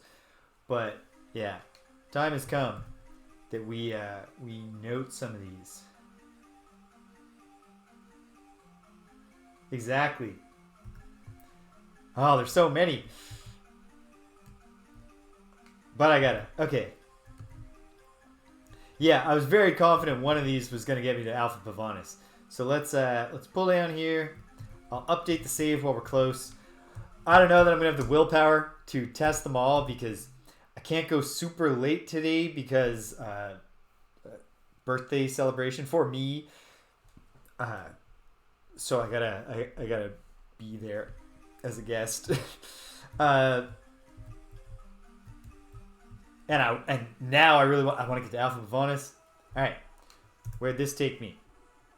Oh man, I didn't check the coordinates. Anyway, okay, this one was close. I'm just gonna say top right for now. Exit point near entry point. Cool. Okay, Pavonis is in this area of space. We're going for it. We're doing this stuff. It's in this area of space, right? Oh, yeah. Gotta go not very far. Alpha Pavonis 7, here we come. And then we're gonna go to something Brahe, right? See the Umgah, and then we'll get back into space. We'll test more portals, but we're also gonna get back there. Is this Brahe? Melnorme. It's not important right now. We'll deal with that in a minute. Alpha Pavonis. Chart a course. Ensign. Make it so.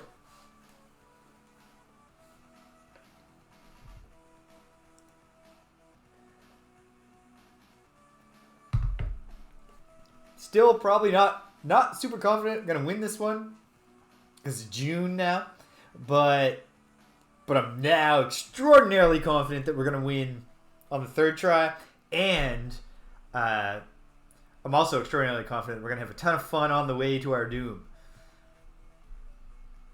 which is great.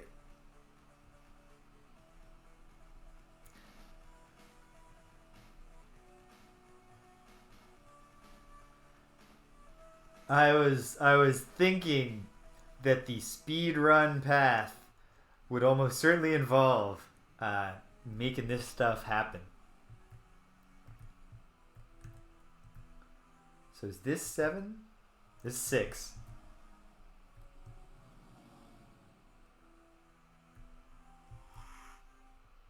So there's 7. The blue one over here. Planet 7. Not wasting any time. We're not playing any games.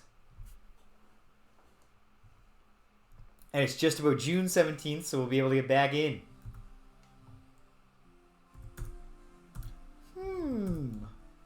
Oh, or maybe we won't because we won't get there fast enough. We'll have to waste a whole month. Well, in that case, we'll hopefully be able to quickly enough get to the... Here we are. Report from the surface. We've located the wreck of an Urquan dreadnought here on the planet's surface. Ooh, the fact that there is anything but a hole in the ground indicates that this vehicle must have had some engine power left to soften its crash. Most of the dreadnought is just so much alien junk. We've made hollows of everything, but I don't think it will be much use to anyone but those egghead xenosociologists back at the base. We have found one piece of equipment which is relatively intact. It is a huge hyperspace warp pod. The starboard unit, I think. We will bring it aboard. End of report. Alright. Now.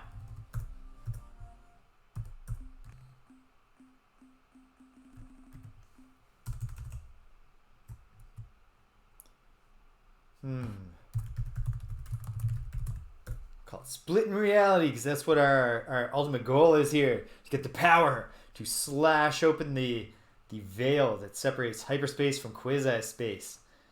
And really get in there and make it happen. Alright. Yeah, I don't think we're making it to the unknown fast enough, but it's on the way. So, okay, let me just look here and remind myself. Umgah space. Oh, it's not Brahe at all. It's Orianus. They're in the Orianus system, which is very close. So we're going to try. We'll see if the timing lines up. It probably won't. When it doesn't, we'll pop over to the Orianus system. We'll see what we can do with the Umgah now.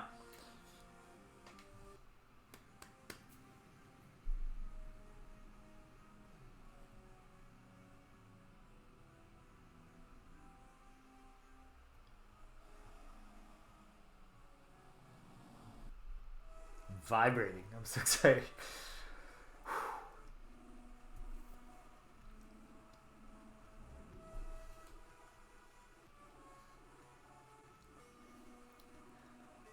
Alright, now it's the 17th. Now it's the 17th, and just for the sake of my own verification. Okay, we'll aim at it. I don't think we're gonna make it, but we're gonna try. And we get there and we don't make it, then we have a quick thing to divert to. And we still haven't gone and messed around with the Thradash. So there's all kinds of stuff that could be on the agenda, potentially. 18th. 19th. It's not even on the map yet. I don't like the odds. There it is. 20th. Poof. It's a brief window. Okay, that's fine. That's fine. We'll be back. We'll be back to the Orianus system. I feel like I know it wasn't the Oder ones. Or if it was, then I'll feel stupid. Did I write it down? Because that would have been the thing to do. So, of course, I haven't. No, I wrote nothing down but Alpha Orianus. So, I'll put some rows in here. But I think, if my memory is right, it was Delta. And so we're going to try Delta first. Chart a course. Make it so. Make it so. All right, here we go. Here we go. Exciting times. I've been so busy lately, and I'm going to be so busy for all the rest of this weekend, and then the early part of this week is going to be extraordinarily busy. But if the early part of this week works out, it's going to make the latter part of the week much less busy, because for anyone in the audience who has been following the ongoing saga of me waiting to find out about my ongoing job position, they made me an offer. So that's good. It's an offer I can't refuse, because I also have an interview that I'm very confident about coming up with someone else. And so I have a very small demand that I want them to meet. Not an unreasonable demand.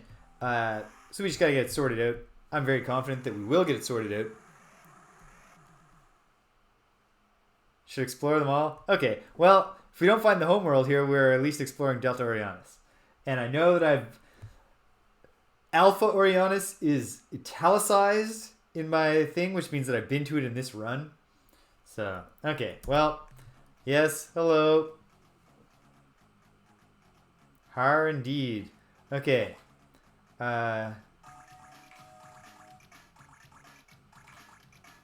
Let's get right to the chase.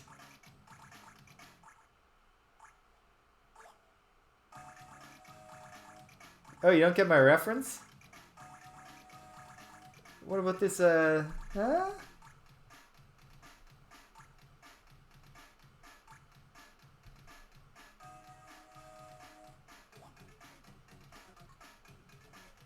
facing this head on was not productive with the outliers. So let's see. I mean, whatever. If this all goes topside, we'll try it again elsewhere. Let's see what Camper can do here. Oh, get out of here, buddy. Oh no, just sending my people into the wood chipper there.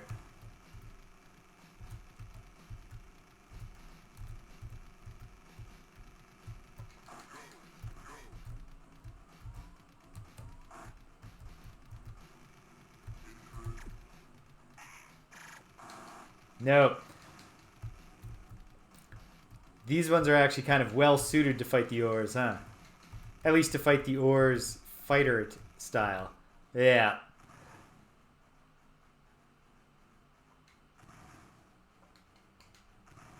Oh. That's a... Cadence, this is a place where I'm running into my really bad setup being a real problem here. I think the ores might be able to pull this out just because they're extremely long-range cannons. Or not. I shouldn't have said that and then got bumped by that asteroid and then not reacted fast enough to do anything about it. Captain Thwill, I really like your odds here. Make me proud. Victory!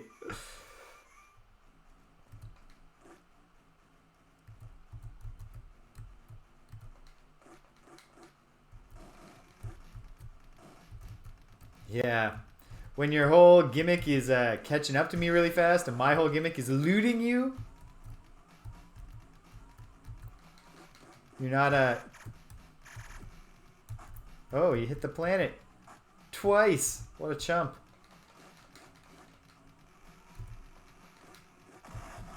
And we're done here. Thanks for playing. Baguki. Hey, want to hear a funny joke? These rear-firing missiles are actually called butt missiles. Or butt torpedoes, I suppose. The last T is for torpedo, right?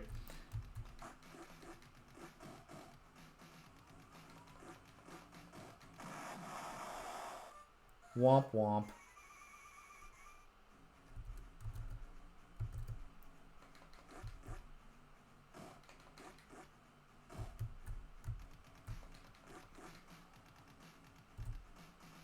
They certainly are.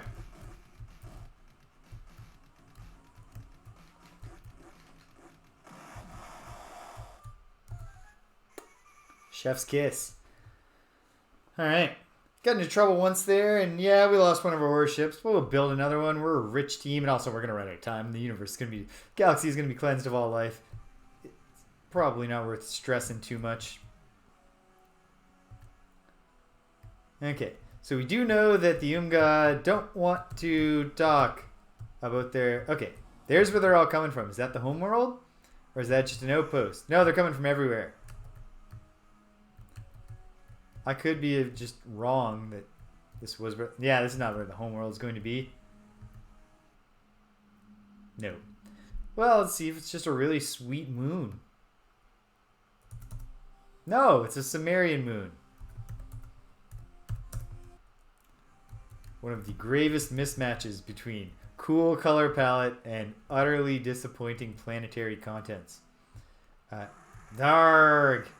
Do we really need to do this now? I won't bother you about your thing.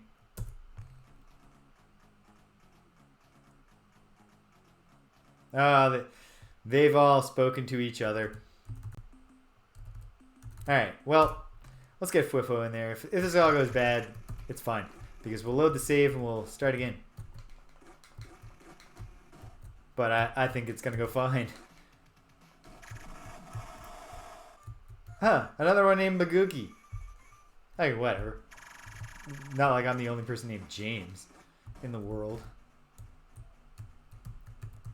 Brewski, haha. I get it.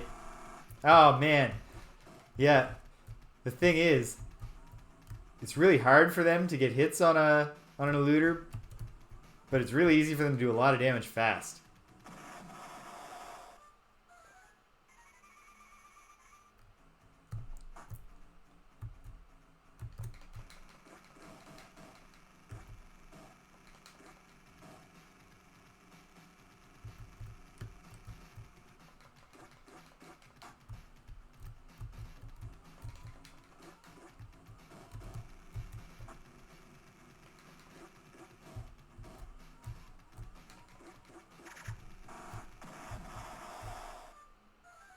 Well, chalk that one up for the good guys, but oops, and that didn't go. Oh no! Oh man.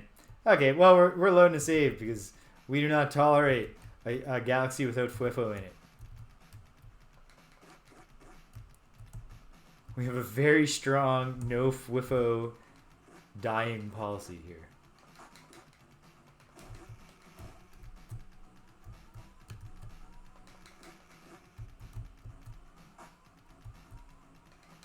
Oh! Took my own butt missile.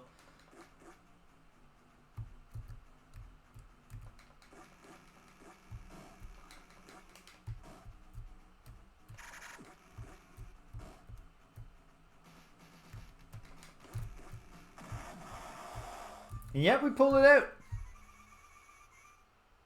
Nice. Alright. Let's get out of this crummy place and keep exploring. Yeah, we're in Umgah space. I gathered that. But thank you, I suppose, for noting it on the star map officially. I mean, Alpha is like the main letter. Maybe they're in the Alpha. We'll zip around. And then, because time's a wasting, we'll load the save once we find out where we're going. We'll do it again. In a more direct fashion.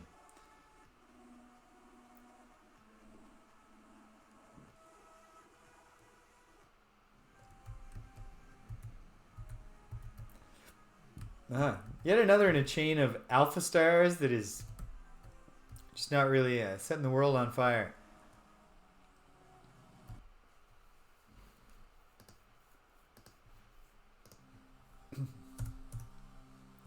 Scan, there's nothing much. No energy, there's nothing biological. Womp womp. Oh, right. That's the whole thing I've already said. Alpha Orionis, only planet, nothing much.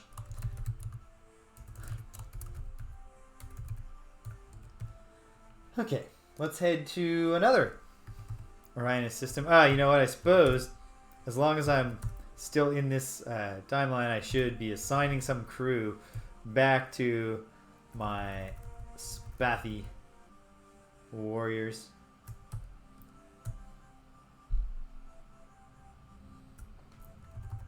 Spathy never would have thought they were going to wind up being some of the boldest fighters in the fleet. When they signed up, if I told them that, they would not have been enthusiastic. Well, let's try Gamma. Now let's try Beta. Alphabetical. Alphabetical. Alpha, Beta, Gamma, Delta. I know I already did Delta, but maybe I missed it when I was there. If Alpha and Beta don't work out, we'll go try it again. Popping on down. This, the fact that there's a habitable planet and the ores are zipping around it, does give me a good feeling. Do they have communications tools that can... Oh, no! Excuse me. Please don't activate your... Here we are. The pet is just greeting us. Sorry, yeah, the Umgah are zipping around it. Thank you, Cadence. Alright, so the pet is just here to talk to us. Interesting.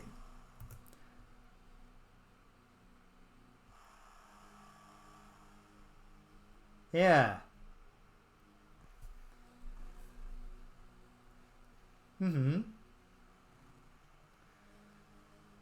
These are details that I am actually familiar with, sir.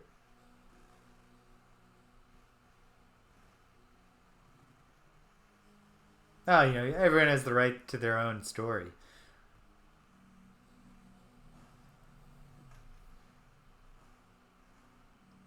Makes sense, because they're hideous globs. Yeah. No offense.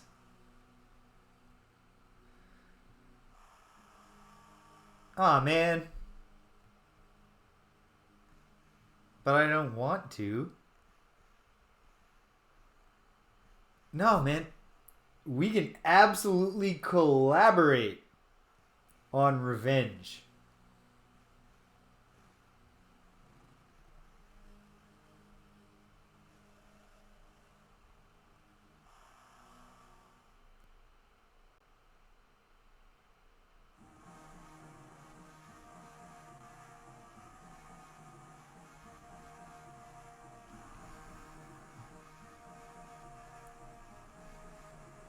This is odd.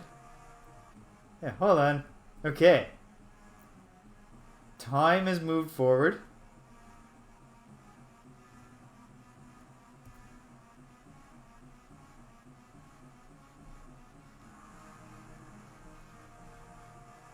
Alright. Hold on. Hold on. Do you know about this headache that I have? Are worse than my... No. Oh, man. Okay, just so we're clear, my people are just a small number of people in the Vela system, right?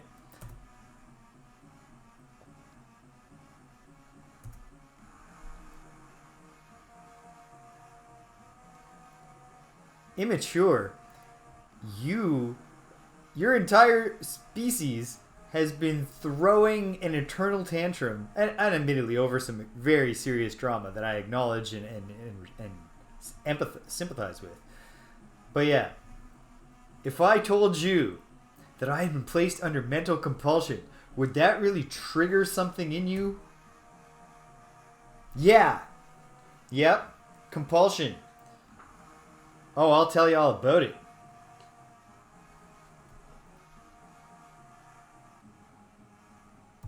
I think I was yeah. Really? Are we going with a Looney Tunes reference, assuming that will come across? Is the talking pet going to capture the nuance of that? And what is the Urquan cultural analogy to Elmer Fudd voice? It looked exactly like your fucking translator, dude. Yeah. Along the way, there's...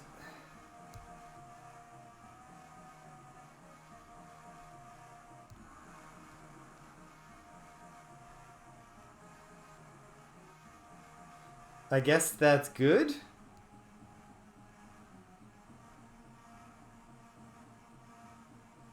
Yeah?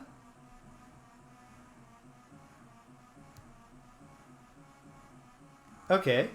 Okay. You don't have to tell me multiple times. Alright. I kind of want to talk to the Arilouleay about this.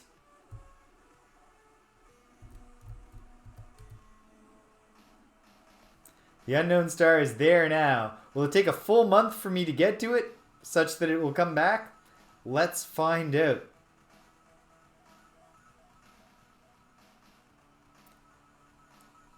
Yeah, when I saw that I could say, "Oh man, I think I was mind controlled," I was like, it's gonna be a whole big thing. If there's one thing that the Urquan and I see eye to eye on, it's that mind control is a profound violation of the autonomy and dignity of another being. And indeed, we can all relate to that. Now, none of the other Urquan that I might encounter on my way out of here, none of the Kazurza, none of the Korra, are going to be super sympathetic. The Korra might not even be sophisticated enough to just realize the implications. Or they just be like, wow, that's another thing we got to cleanse. Yeah, pal. When all you got is a cleanser, everything looks like a stain. Zip. I could have taken some evasive maneuvers there, I suppose. Oof. Well, yes, I know. Premature. Okay. Well, do you want to focus on that? The Samatra. Cleanse the galaxy. Yep. Yeah, I am the filth. I've heard about this. Can we talk about this weird thing you just said? The Samatra. I'm just going to type that word down in my info sheet.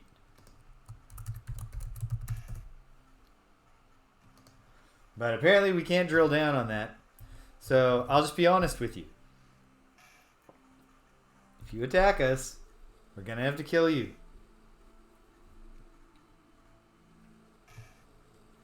Oh yeah. You had that interaction with the Spathy yet, pal? I don't actually like our odds, but we'll do what we can here. Captain Thwill, save the galaxy. We got to tempt him into wasting all his energy on his largely defensive bullet hell weapon. Oof. Taking hits, taking hits, taking hits. There we go. Ah, hitting the planet. Alright, alright, alright. We had intentions here to do much better than we're doing.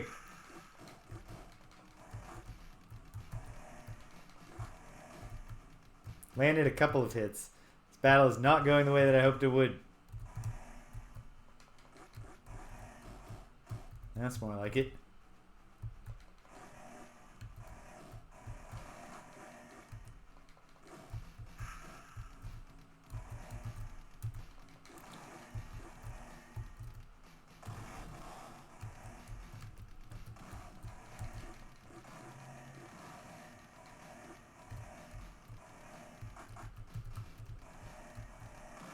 Ooh, okay. Obviously, we're gonna run this back because I would like to see if I can get any more out of that conversation with the talking pad anyway before I get booted into Urquan's space. And if we do, when we get booted again, if we do get booted again, which we probably will, we'll take a safer route back just to eliminate the need for all this. Yeah, not wise use of your energy. Not good energy conservation, which is really a huge part, you should know, of a space battle here, pal. Death 47.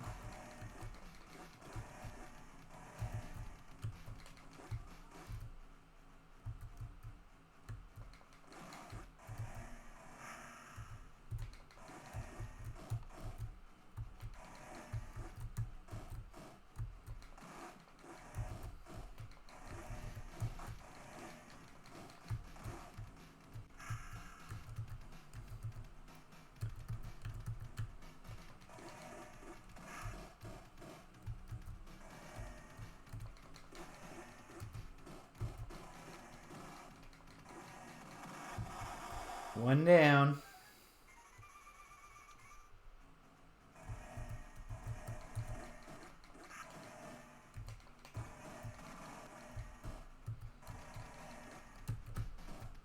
If I was a Korra engineer, I think my priority would be improving that terrible weapon because that uses a lot of energy to not really accomplish all that much. Ha! Saved by the asteroid.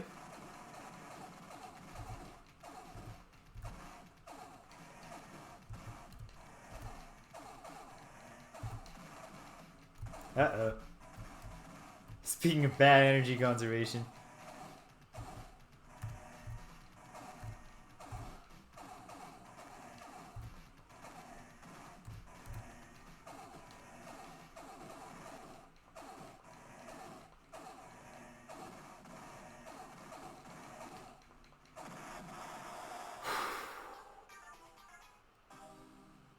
Of course, we're doomed now. Okay. All right. All right, here we are.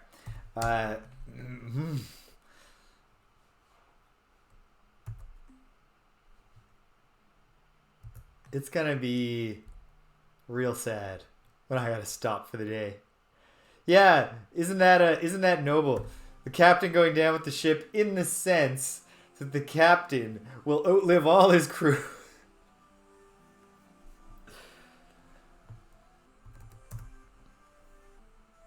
Alright, so we know we're not going to make it there in time. So let's cut right to the chase. And go to Beta Orionis.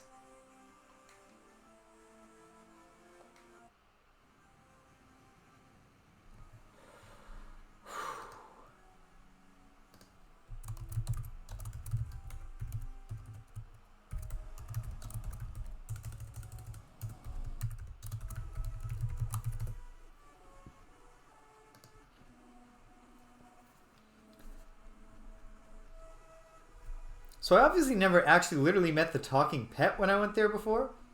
Did their dialogue tell me, or did I just know it was there somehow? I think they said something about it. Somehow I had heard of the existence of the talking pet and its presence in Umgah possession. And that does not seem likely to be a thing that's stuck in my mind from the late 90s. And that's maybe... I doubt it's a detail they mentioned, because I have watched, and this was a while ago, but I have watched the Ars Technica War Stories interview with, the Toys for Bob or Fun with Bob or whatever the guys who made the game. I'm blanking on their names.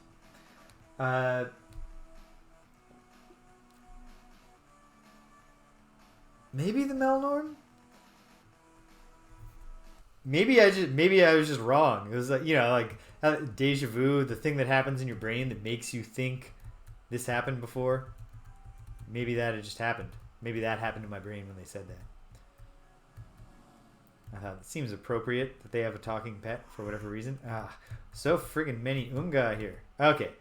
At more zoom, though, it seems more plausible. Not quite, but I made it close to zipping past them. And of course, it's only one. Oh, wow. The welcome wagon. I am a human earthling. Hello. Hello, Orionosian Melnorme. Yeah, know any good jokes?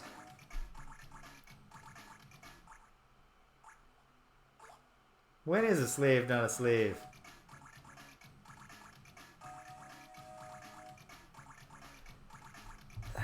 That's not true. I just would like to upset you now. Because I think that upsetting them might be a precursor to getting the talking pet to greet you when you get there.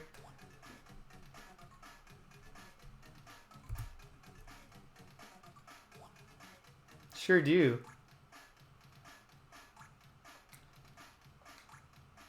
But if your plan is revenge against the Urquan, can't you see that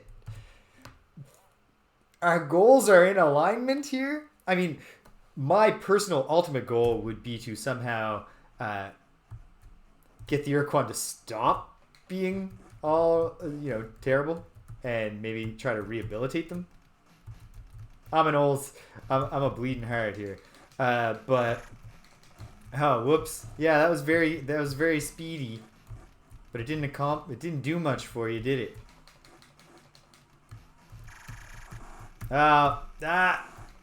Fine. One good shot. Congratulations. Now you're dead. You gave it your all, and it wasn't good enough.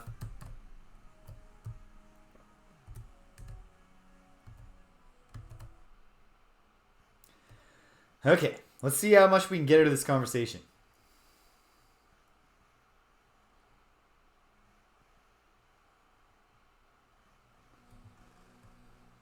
First, let's just make conversation.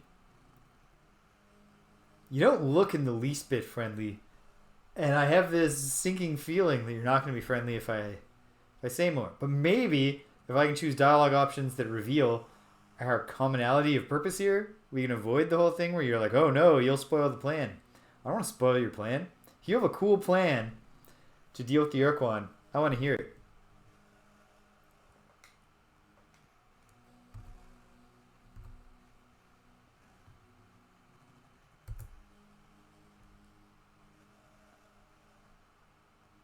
Okay. Okay. Why?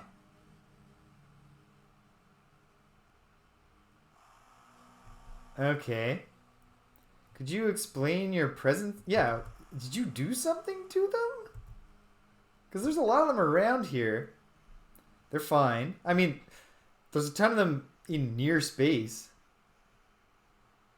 Have you killed all the ones on the home planet? Let's, why are you here? You... Remember when you said you were friendly?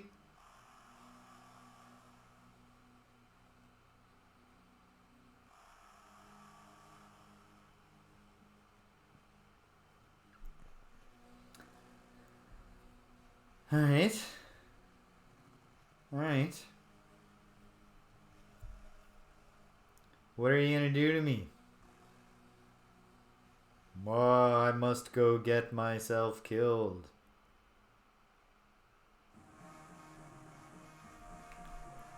What? What? Excuse me. Hold on. Sir. What? Let's cut right to the chase.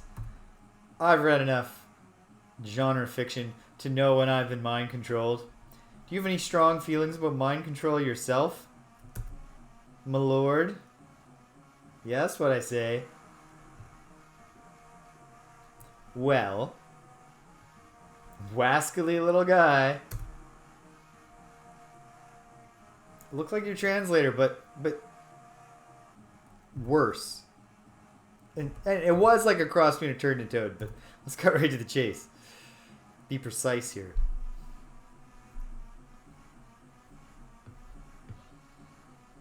Worst news you've heard, Millennia. We've had plenty of bad news recently. Thanks to you.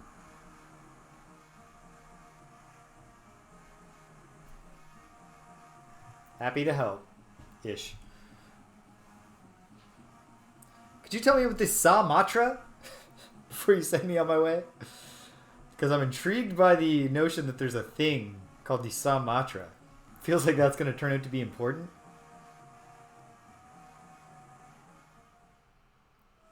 Alright. This time around, let's cut right to the chase of getting out of Urkon space and then going back to our dear friends the Arilouleelay. Here we go.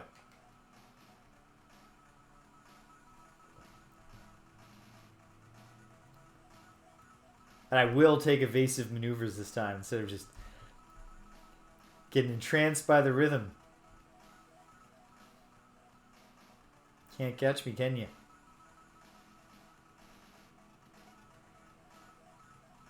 Wibble, I found the Arilouleelay. Oh, evasive maneuvers, like I was saying.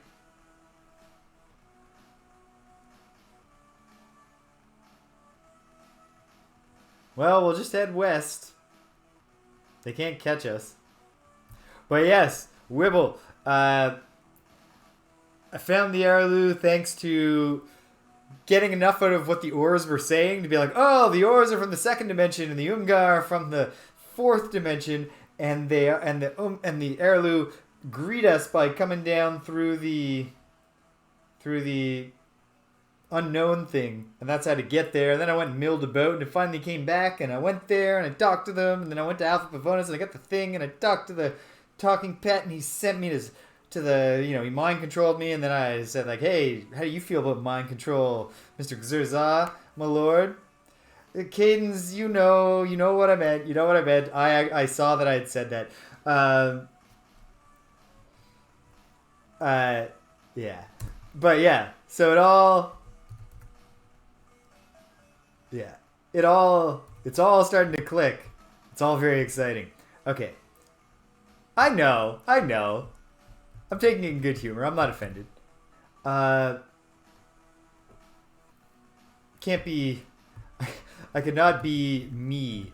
It would be a terrible thing for me to have a thin skin about being somewhat distracted a lot of the time. How would I function? And why would I ever think to become a streamer?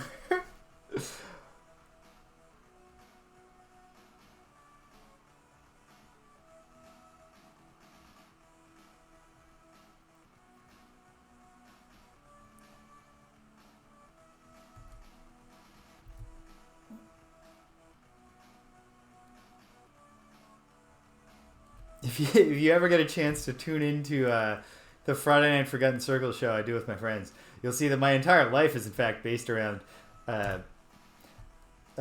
me in a jocular manner receiving the mockery and abuse of the people I love.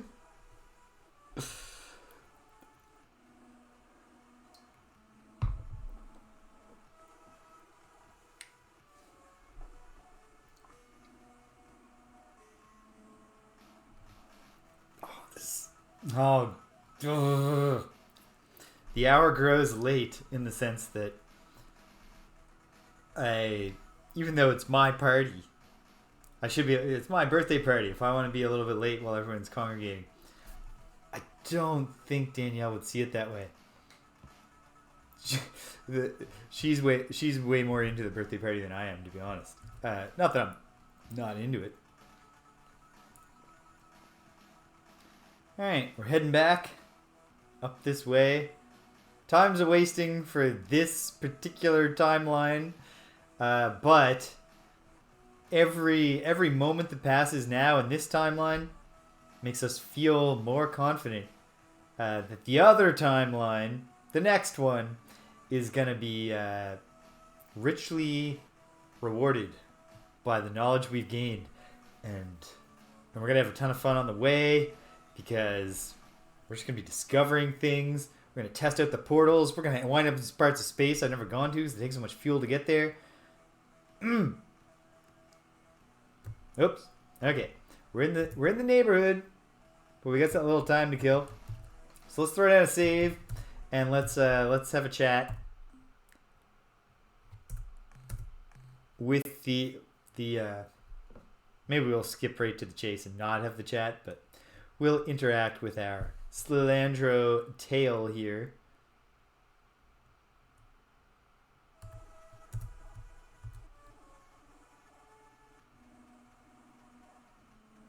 I want to get to the vicinity as best I can. Wait, is this the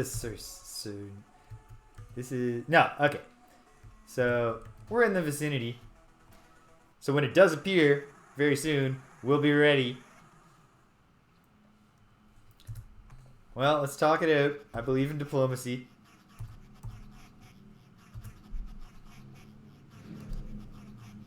Wait, 321.7, negative 003.3. And we get that at 030,659.5. That seems... I mean, getting a negative returns me to my original theory that these are relative coordinates.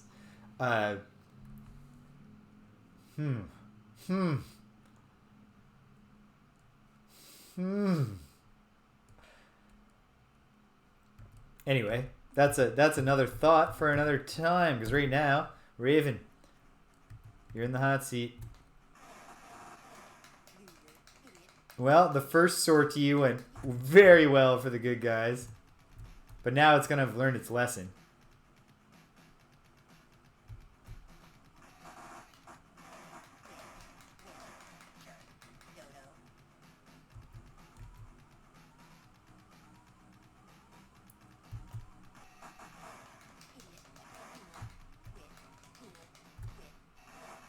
Oh, come on.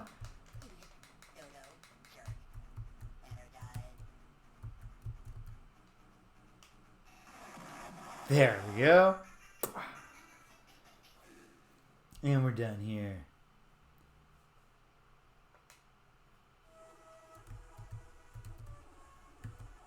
Now we just wait for time to pass, which is probably going to involve having to find most little Andrew. So I'll keep saving, just in case I do something stupid in this battle.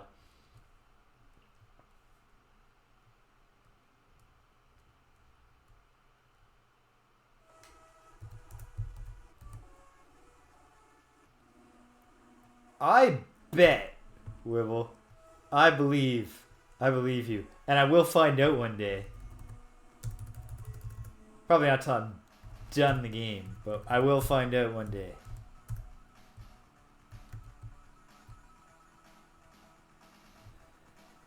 Oh, come on.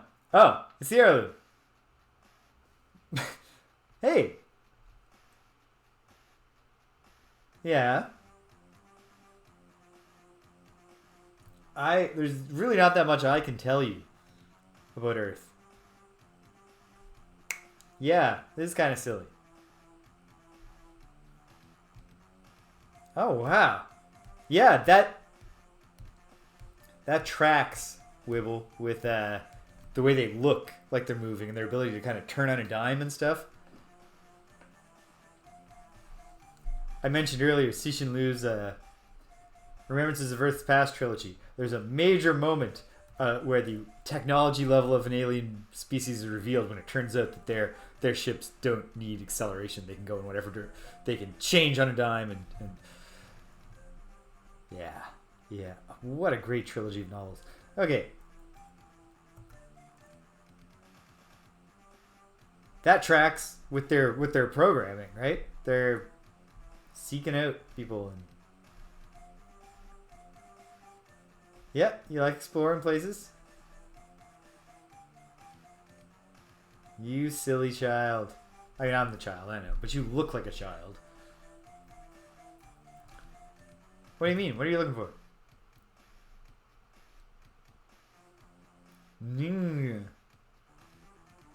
No, I know. I've heard. If I try to see them, they can see me.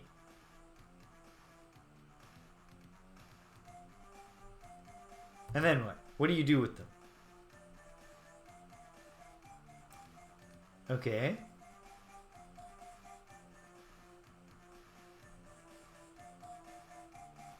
How about you show me enough respect to assume that I know what's important to me?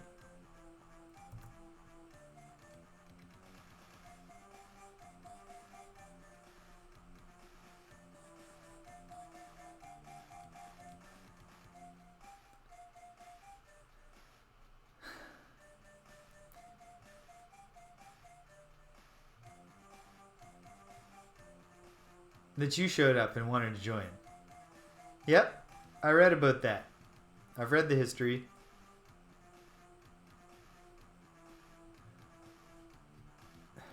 You know about the Doctrine War. You know we're not safe.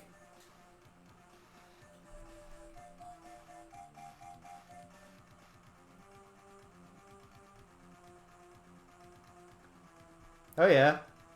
What's his name?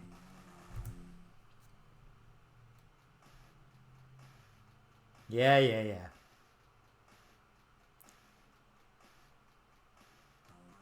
Oh, wouldn't... Me personally? Makes me feel special. Yeah, my knowledge transcends reality parameters. I remember a whole other timeline. Okay.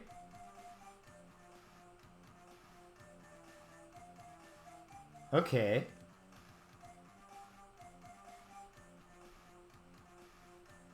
Well, I know what kind of worlds have no surface. Any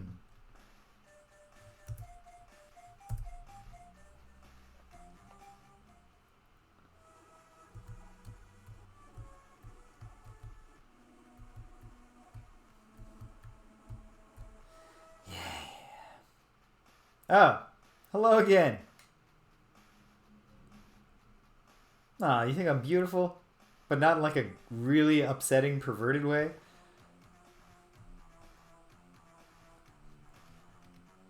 Yeah, can we try again here?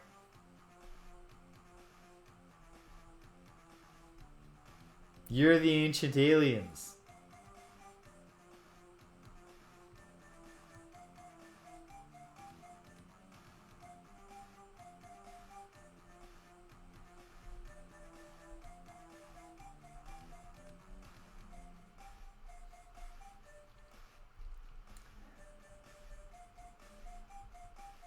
How do you know that I'm not ready for everything? You're infantilizing me. If you care about me so much, respect me. Oh, great. This is, at least you're not charging me for this, but I run into this a lot.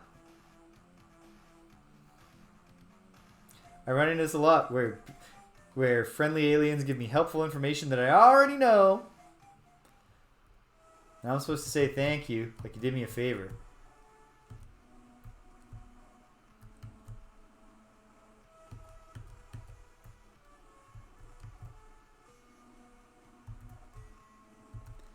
Any moment now. Ta-da! Alright. So, we've investigated the things. We're getting low on fuel, but that's okay because we'll find a way home through the portals.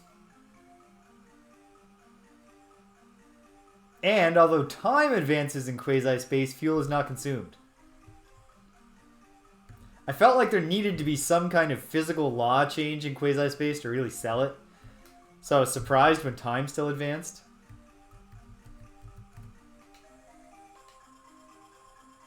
Also, it kind of feels like autopilot just shouldn't work.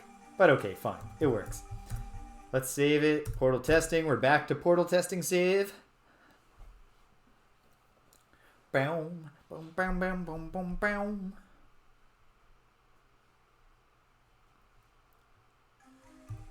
Wonder if the guests at my party would think it was cool if the only music we played all night was the Star Control 2 soundtrack while I sang along with my mouth sounds. It's my birthday. Not anymore, but it was recently.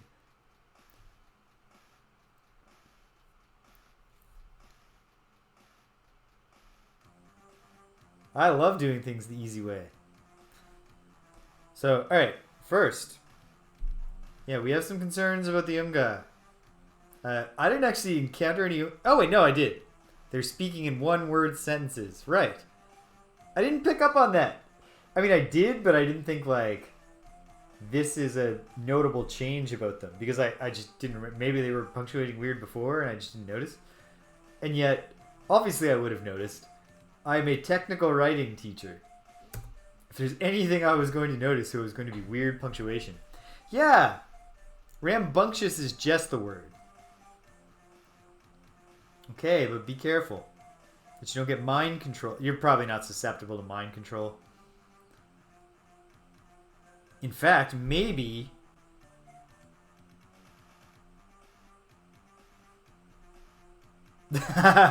Yes. I'm Lord 037 now. And also, yeah, I did all the things you asked me to do. Yeah, I see why you call me a child, because you mention things and I do them because I want to impress you. Oh, you're proud of me, thank goodness.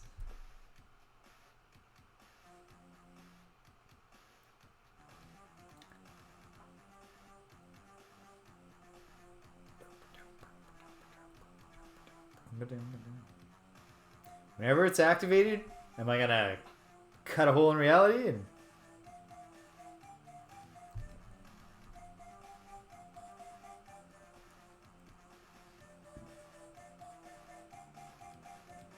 Oh, of course.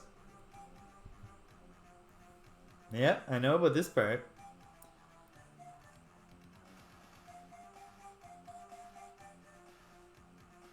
Time is a little too precious these days, but oh my goodness. Great deal of energy. 10 fuel units. That's not too bad. Farewell, friends.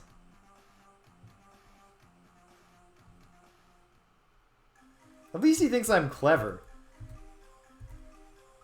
Okay, so let's... Yeah, like, when he started to say a warning, I was like, oh man, there's a big catch.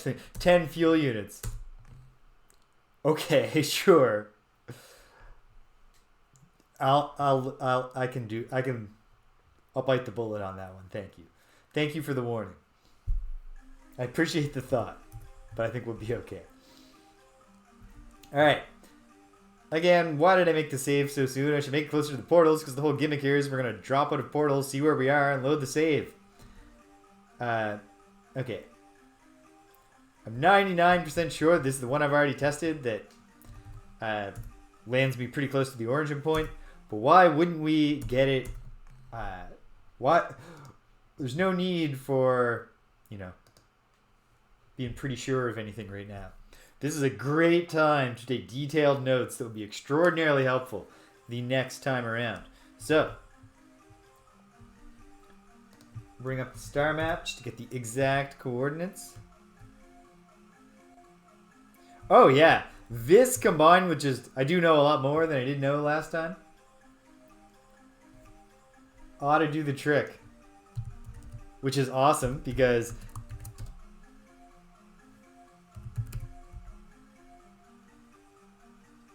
I believe that.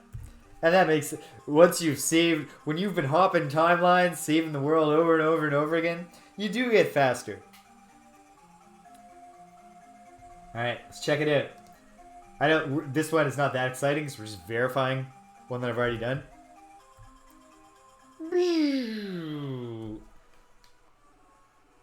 It's the one that's near the entry point. Okay.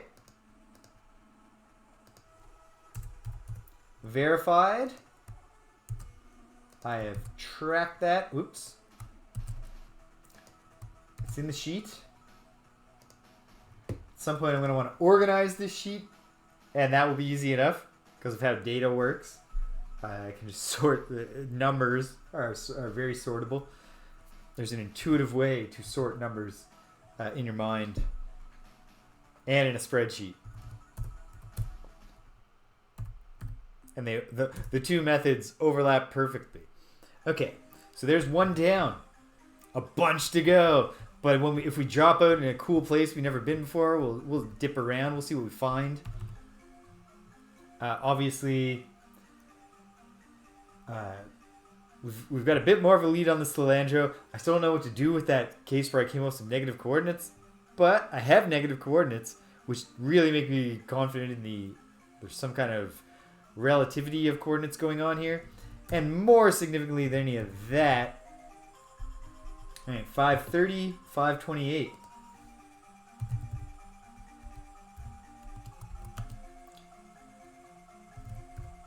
Are all of these going to be on perfect like whole number coordinates, like decimal 0? Makes sense, I suppose. The quasi-space would be real structured. Never mind. Oh yeah, here we are in the real far reaches of the place. And I'm really curious about this cool star, Alpha Aquilay. Can I get there with the fuel I have? I just want to see what it's all about. So why not? Oh hey, no wait, someone lives around here. Or is that just going to be another Slandro probe? Well, if it is, who cares? We'll kill it. Or it'll kill us and we'll load the save. Go figure. Alright. Yeah, we're going to the cool star once we deal with this. I'm not sold on this idea. I'm not sold on your claim. 078.2, 734.7, and we're at 768. 903. We'll work with it. We'll work with it. Okay. Let's get this over with and get back to things that are cool. I just thought maybe we found another place where a potentially friendly alien race resides.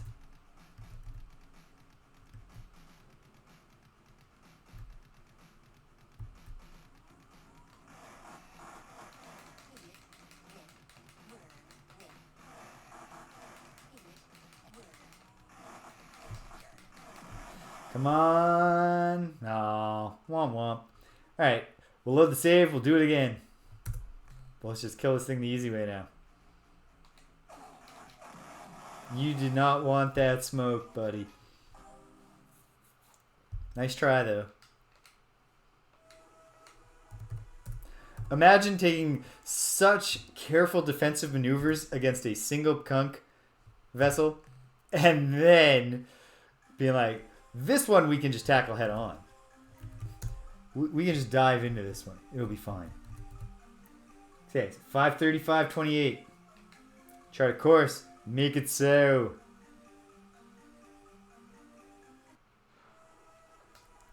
And now, without further ado, let's hit the cool stars at the edge of the galaxy. Alpha Aquilay and presumably Beta Aquilay right next to it. I do hear my door downstairs is open, so we're probably running short on time, but we've got to find out what's out here, and we've got to check a couple more portals. Unless I'm directly told that no, I'm not doing that. It's time to, help with the final preparations and greet the guests and those sorts of things. Got to be a grown-up sometimes. As hard and as terrible as it is to be forced into that indignity. All right, here we go. Woo, looking real cool on the radar, and it actually kind of looks like it has multiple stars around it. Perhaps Beta, Gamma, and Delta. Aquilay. Look at this place. What is it? What's the story? It's got an awful bright star.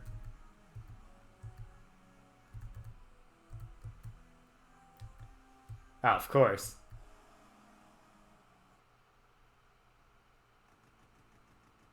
Nah, you're my favorite shop because the other shop is creepy.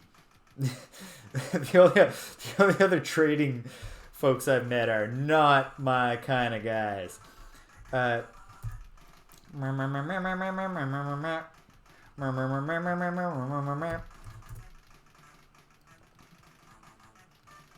Heck yeah.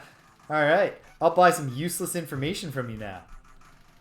Can you tell me some things that I already know, my friend, in exchange for credits?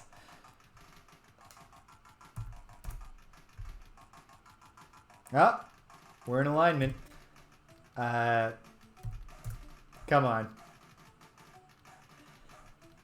I definitely don't believe that. For a while I did because of this fact you mentioned, but I didn't. It wasn't simple at all. It was sexually uncomfortable, among other things. Yeah, you can't beat it.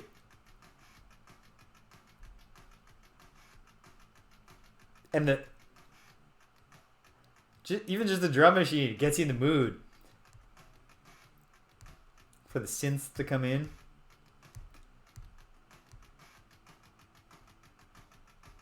Yep, I know this whole story. Still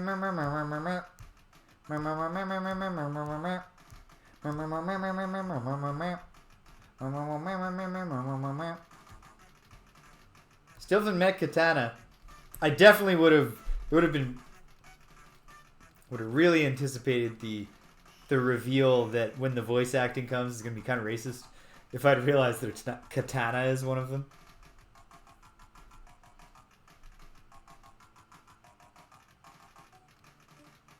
Ah. Gives you you get a second chance if you were like, yeah, I should fight this guy who's clearly misinformed about who he's fighting. And then when I see that he has no capabilities and is easy to defeat, I should go ahead with it. If you do that once, the game will give you one more chance to not be that friggin' stupid. Or that, right, yeah. Because it's not necessarily your fault if Tanaka dies.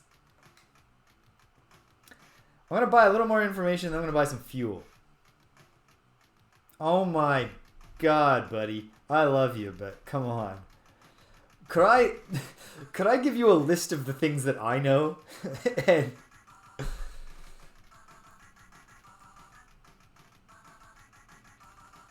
yeah. Oh, let me tell you about it. They're real good at winning this war. That's enough information for me. I'd like to buy fuel now. Remind me your prices, sir. Whatever. Yeah, it's 25 is fine.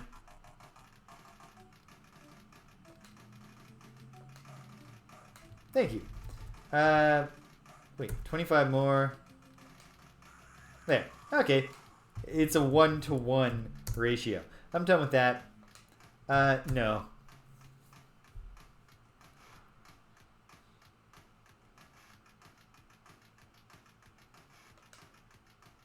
Had a feeling there'd be a go home portal.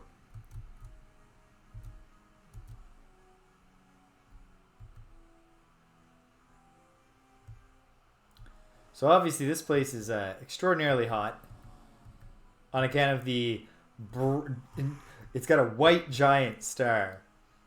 So white is definitely when a heat generating thing is white, that's a sign. Holy moly! This halide world has, I think those are just corrosives, but there's a lot of them. I kind of just want to go and look. These giant balls of sulfur or whatever. Very hot down here, very hot. Yeah, there. Loads of iodine. Okay. Alpha Aquilay. Gave me more than nothing.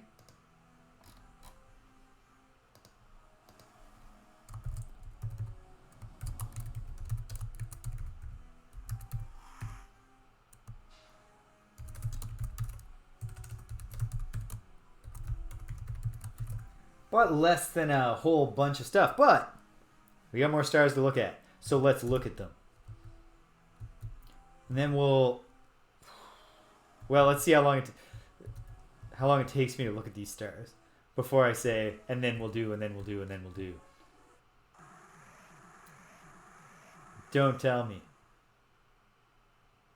Yeah. All right. How you doing, buddy? No, let's cut to the chase. Well,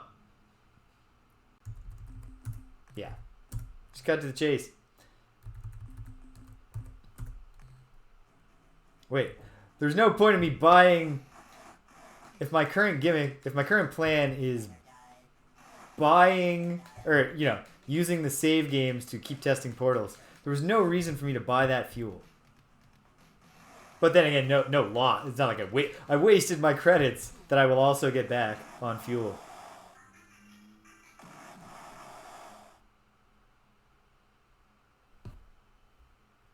Easy come, easy go.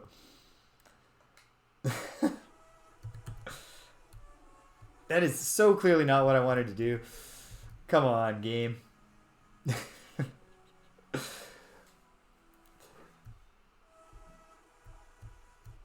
Yeah, 'cause you told me about this when I had the much more serendipitous version of the simultaneous victory kill, that it cuts out your music and it makes it go quicker. Obviously, way less satisfying than the time that I just got a mutual kill and then the Kunk resurrected.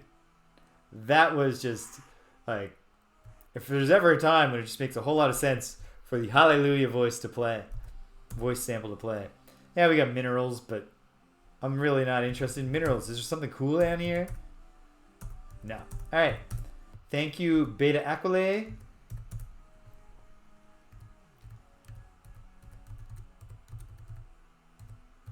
There's Delta. We'll just do this the old-fashioned way.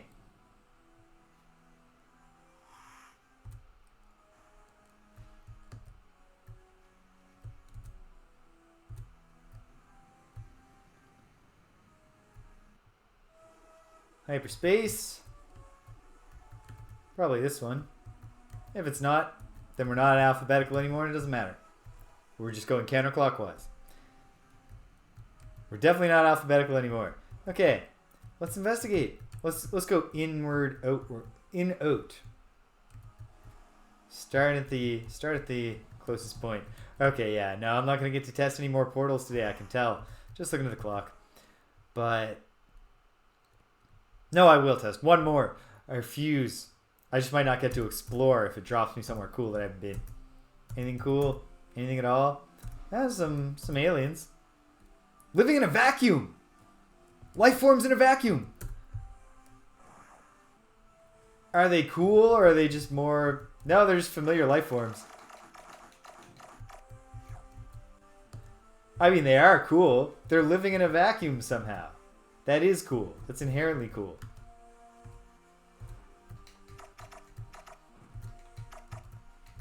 Hey, come on. Don't you want to fight?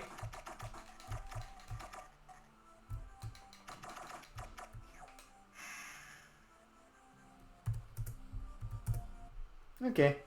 Planet 2, what do you got?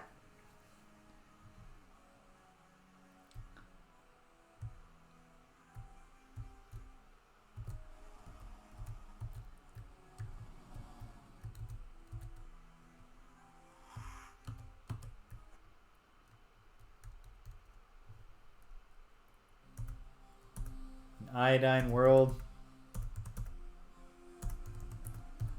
Not super exciting. Planet 3. Blow my mind. It's not going to, is it? Or maybe it will. Alright, we're at the edge of the universe. Galaxy. Sorry, the galaxy. And now...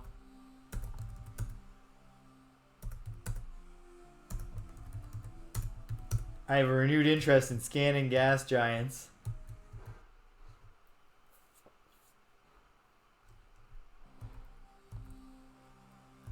Are our Salandro probe friends collecting units so that they can build a surface, build some sort of structure to further life?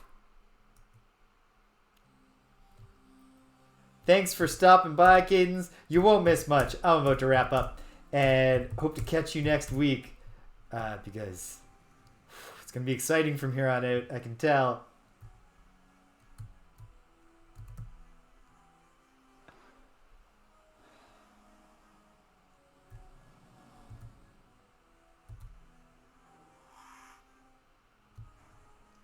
Congratulations. I'm glad I can provide the backdrop for your great focus and your feats of reflexes and optimization and such. Take care of yourself, kids.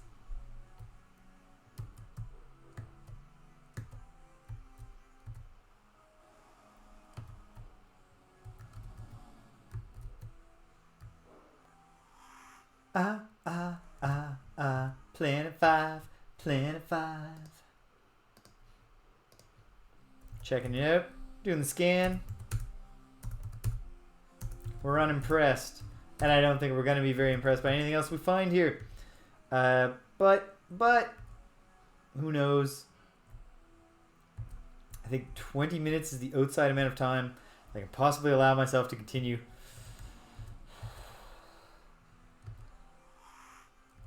Such a drag, having to hang out with your friends so they can celebrate you. When you could be playing Star Control 2.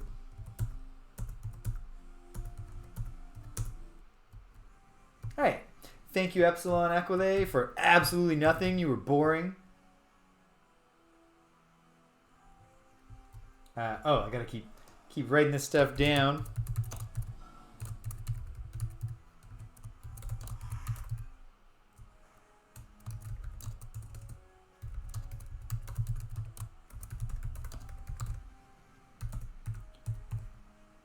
Beta, gamma, delta.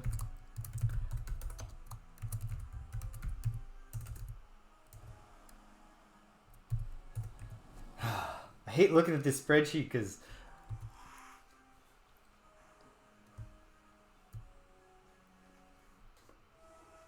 I learned more about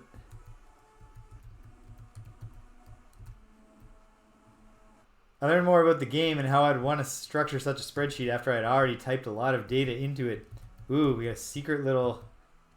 Well, it's not secret. When you get close, it's actually quite clearly not concealed in any way.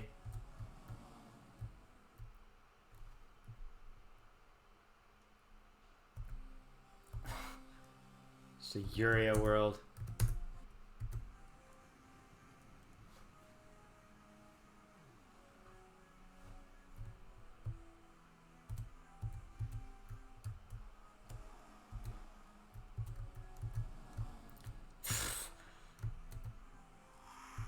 Alright, bringing it in.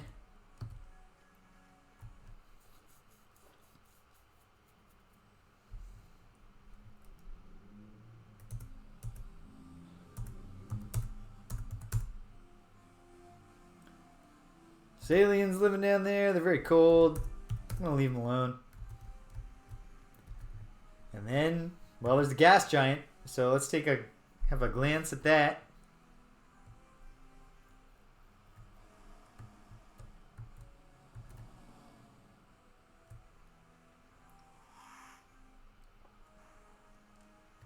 Now that we're filled with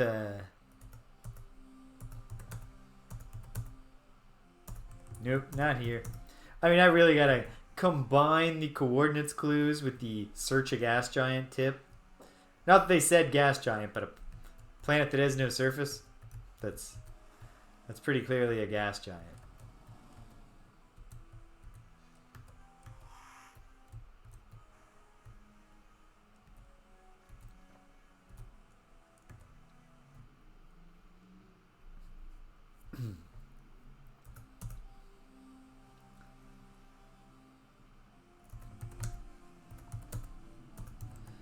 Okay. I feel like Gamma Aquilay has also proven not too exciting.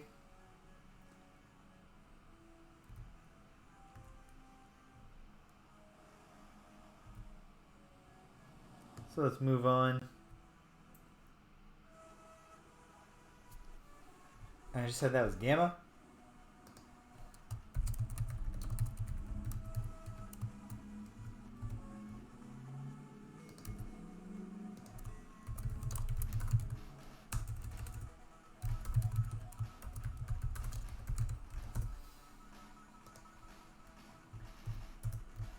Well, then this must be Delta. Hey, Happy Kemper!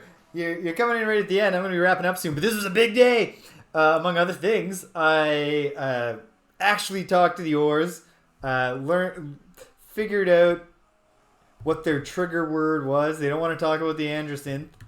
And then formed the alliance, got access to their ships, and more importantly, figured out through their words that obviously, like, they're from the second dimension and an Auric world. I'm not going to save the results of this experimenting, so there's no reason to gather it up, but I will just note for myself for later that Delta Aquilay has an Auric world. Because who knows? I might care about that. But yeah, so they're from the second dimension. And yeah, it very squishy to smell me. And then likewise, they're from the second dimension, reaching up into the third dimension. They don't have bubbles. I'm interpreting that to mean they don't have properly understood three-dimensional shapes. They appear to us in three dimensions when they come to our dimension. Likewise, the Arilouleay are from the fourth dimension, and at least that's how I'm interpreting it. But then I put it together that, okay, it's that mysterious star that appears and disappears. So I went there and I waited till it appeared, and I've met the Arilouleay, and I know about the Umgah, and they've been enslaved by the talking pet who wants to get revenge on the Urquan. And I had the one conversation you can have with the Urquan that can end with no combat because well, as we know, the Urquan have a whole thing. If there's one place where our values align with the Urquan, it's that we think it's a great violation of someone's autonomy to mind control them. So it's been an exciting day. I got the technology for opening the rifts myself. Now I'm just I gotta wrap up in a minute, but I'm just poking around, seeing if I can find anything out here at the edge of the galaxy in the Aquilay constellation. And so far it looks like nothing. I also got a very important hint about the Slandro. They're originating, it sounds to me, like from a gas giant of some sort. Oh, this is a magma world. Well, we don't need to go down there. There's one thing magma worlds are known for. It's just awful, huge amount of lava. And that's just not the thing. Okay, well, the Aquilay system, despite looking so cool, didn't really seem like it did much for me. There's one other star out here that I want to look at before I just say, all right, enough out here for now. Because there's a Groombridge star, and it stands alone.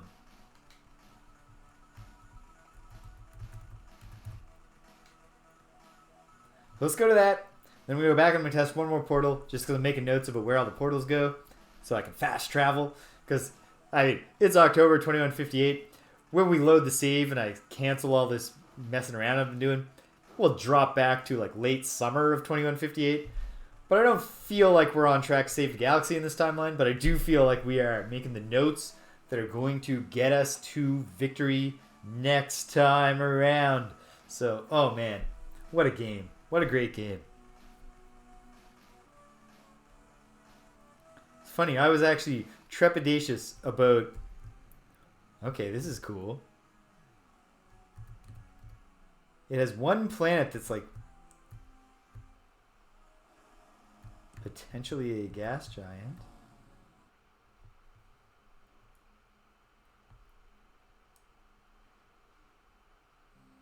Oh, it's a rainbow world. Well, that's really good to know too.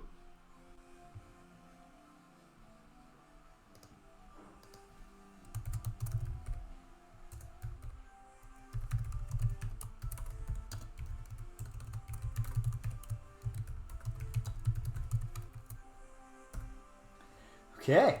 Okay. Let's scan it. Yeah, it's a rainbow world. We knew that.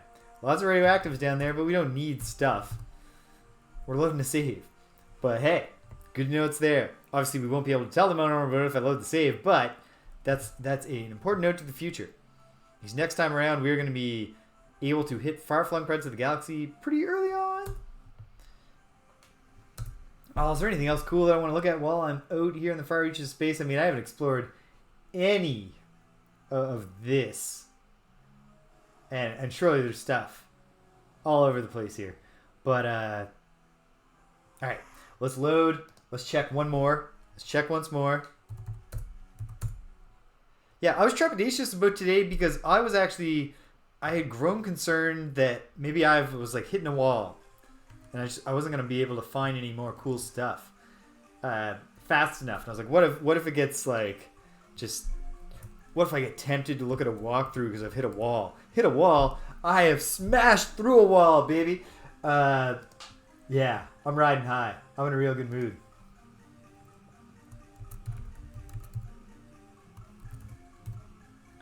All right, now we're going to 520, 540. Chart a course, Ensign. And make it so. And we'll see where it takes us.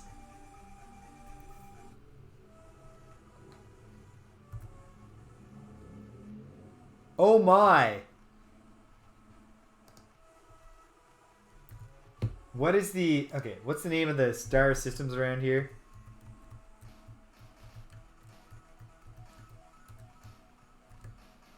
Ah, whatever. Heart of Urquan space.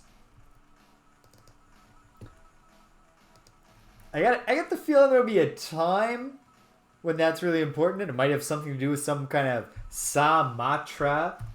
One of the Korra in a now dead timeline used that word, the Samatra.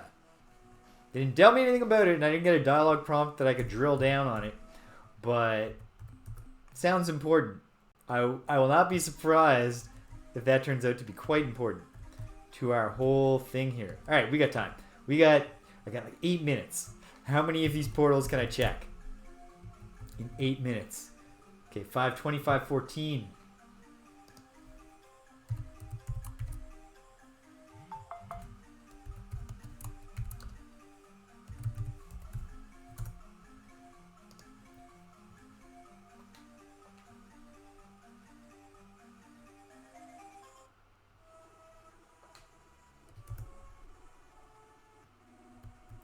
Okay, like the upper left edge of the galaxy.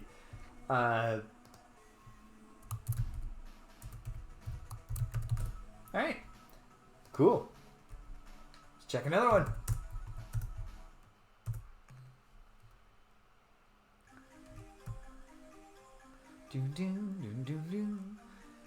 Another nice bonus of discovering all this stuff is that the Quasi-Space song is pretty cool.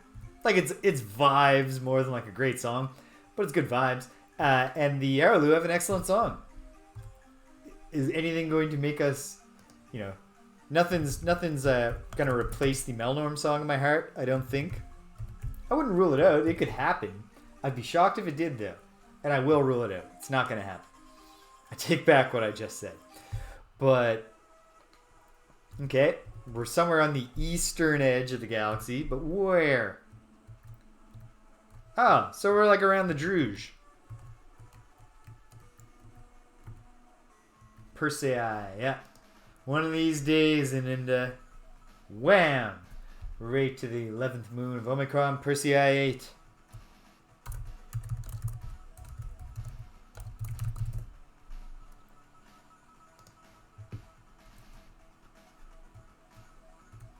So, returning to a thought of mine from earlier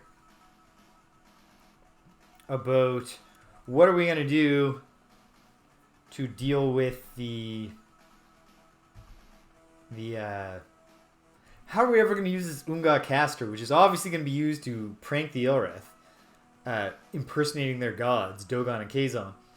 Now I think maybe we've got the Arilouleay on the case of investigating the mind-controlled Umgah, and maybe helping them out will be what it takes to get them to teach us how to use the caster. I don't know. I mean, many of you in the audience know. Don't tell me, though. But that seems like a possibility. I let the Pkunk get absorbed into the Yehat Civil War. I don't think they're dead. But I don't know what's happened to them. I thought maybe it would turn the tide of the Civil War to let them get there. I don't think it did. But who knows?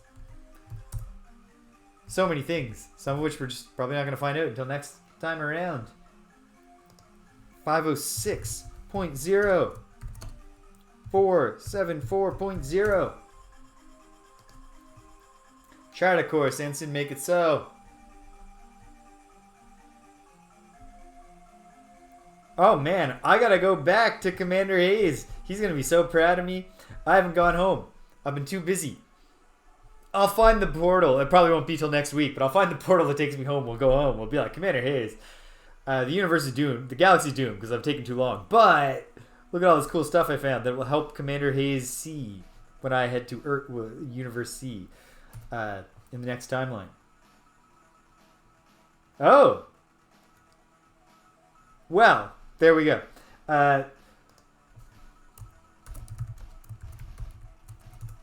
This might not be the closest we can get to home through a portal, but it's awful close to home. So let's find out what the captain has to say. The commander, sorry.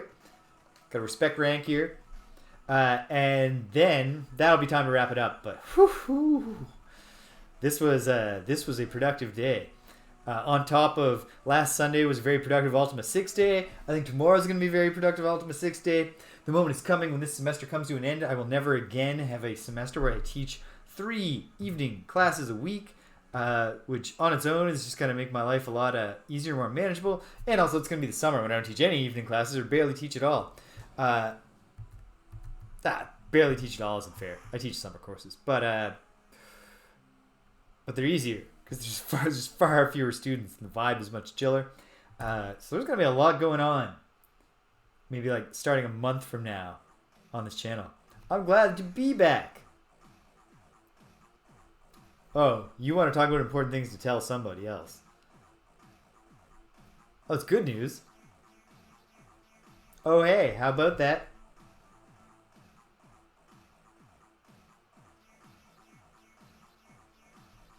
Yeah, fair. I'd be scared.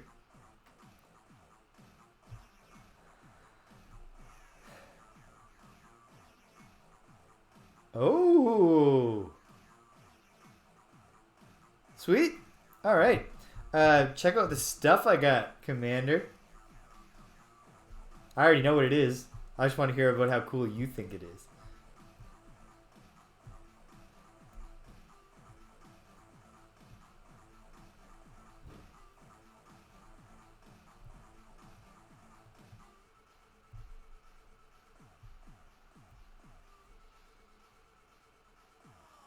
No, it's not. The Arilouleay said this too, and it's 10 fuel units. Oh, you just some separate thing. Okay.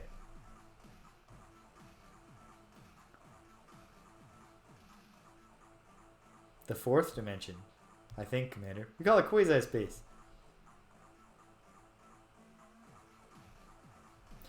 Well, the hazards are probably not as big as the benefits, Commander. IRL, the hazards would be significant, but in the world of the fiction here, of this video game, I think it's going to be all benefit. I don't think I have that much, so the commander's not going to be proud of me here.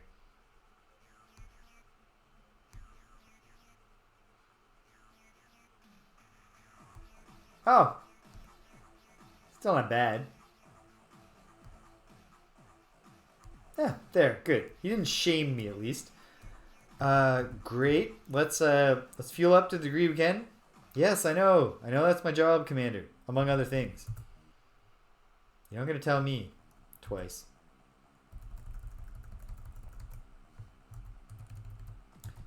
Cruth will back up. We'll fuel up, although we're going to be a lot less hard on our fuel supply now. That for 10 units of fuel, we can hop around the galaxy through quasi-space. Let's fuel up.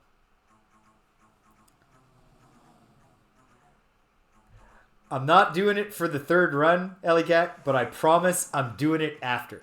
Maybe not immediately after. I might take a short break, but I will experience Urquan Masters. Because I can't imagine I'm going to find everything, even on my successful third run. And also, I can't imagine that I'm never going to want... I'm going to want to play this game a lot between now and ever. And probably a lot between now and even medium soon. So, yeah. I know it's stubborn and obnoxious because everybody keeps telling me. It's the same game, just with more quality of life stuff. And you'll hear the voice acting and stuff. I just want to see it through in the original. Alright. Full up on fuel. We'll just use the portal testing save because that is what we'll be doing when we start next time. Okay. Folks, this was awesome. Thanks for sticking around to the end. If you didn't stick around to the end, if you came and you're not here, you can't hear my voice. I'm still glad that you came, though. So thank you for coming. This game is a lot of fun on its own, but it's more fun to play with you folks hanging out. So I really do appreciate your presence here. I'll be back tomorrow playing Ultima 6, The False Prophet, which drives a lot less audience demand, but I do love Ultima. And, you know, if you get a kick out of me riffing on NPC dialogue, I can't stop it, and I do it for everything. And Ultima has a lot of NPC dialogue, too. Things are happening there as well. But whatever. If you're only just back here next week for Star Control 2, I'll be glad to see you. What else? Friday Night for Guns Circles, as always. We'll be here on Friday. Probably losing in the second part of our fourth attempt at Aftershocks. Very hard scenario. And that's where it is. That's where we're going. Yeah, folks, just thanks again. It's a lot of fun. Yeah, until the next time that those celestial bodies align, until we rip the fabric of quasi-space open and wind up all in the same place together, even though technically we're very far apart, take care of yourselves and be kind to everyone you meet.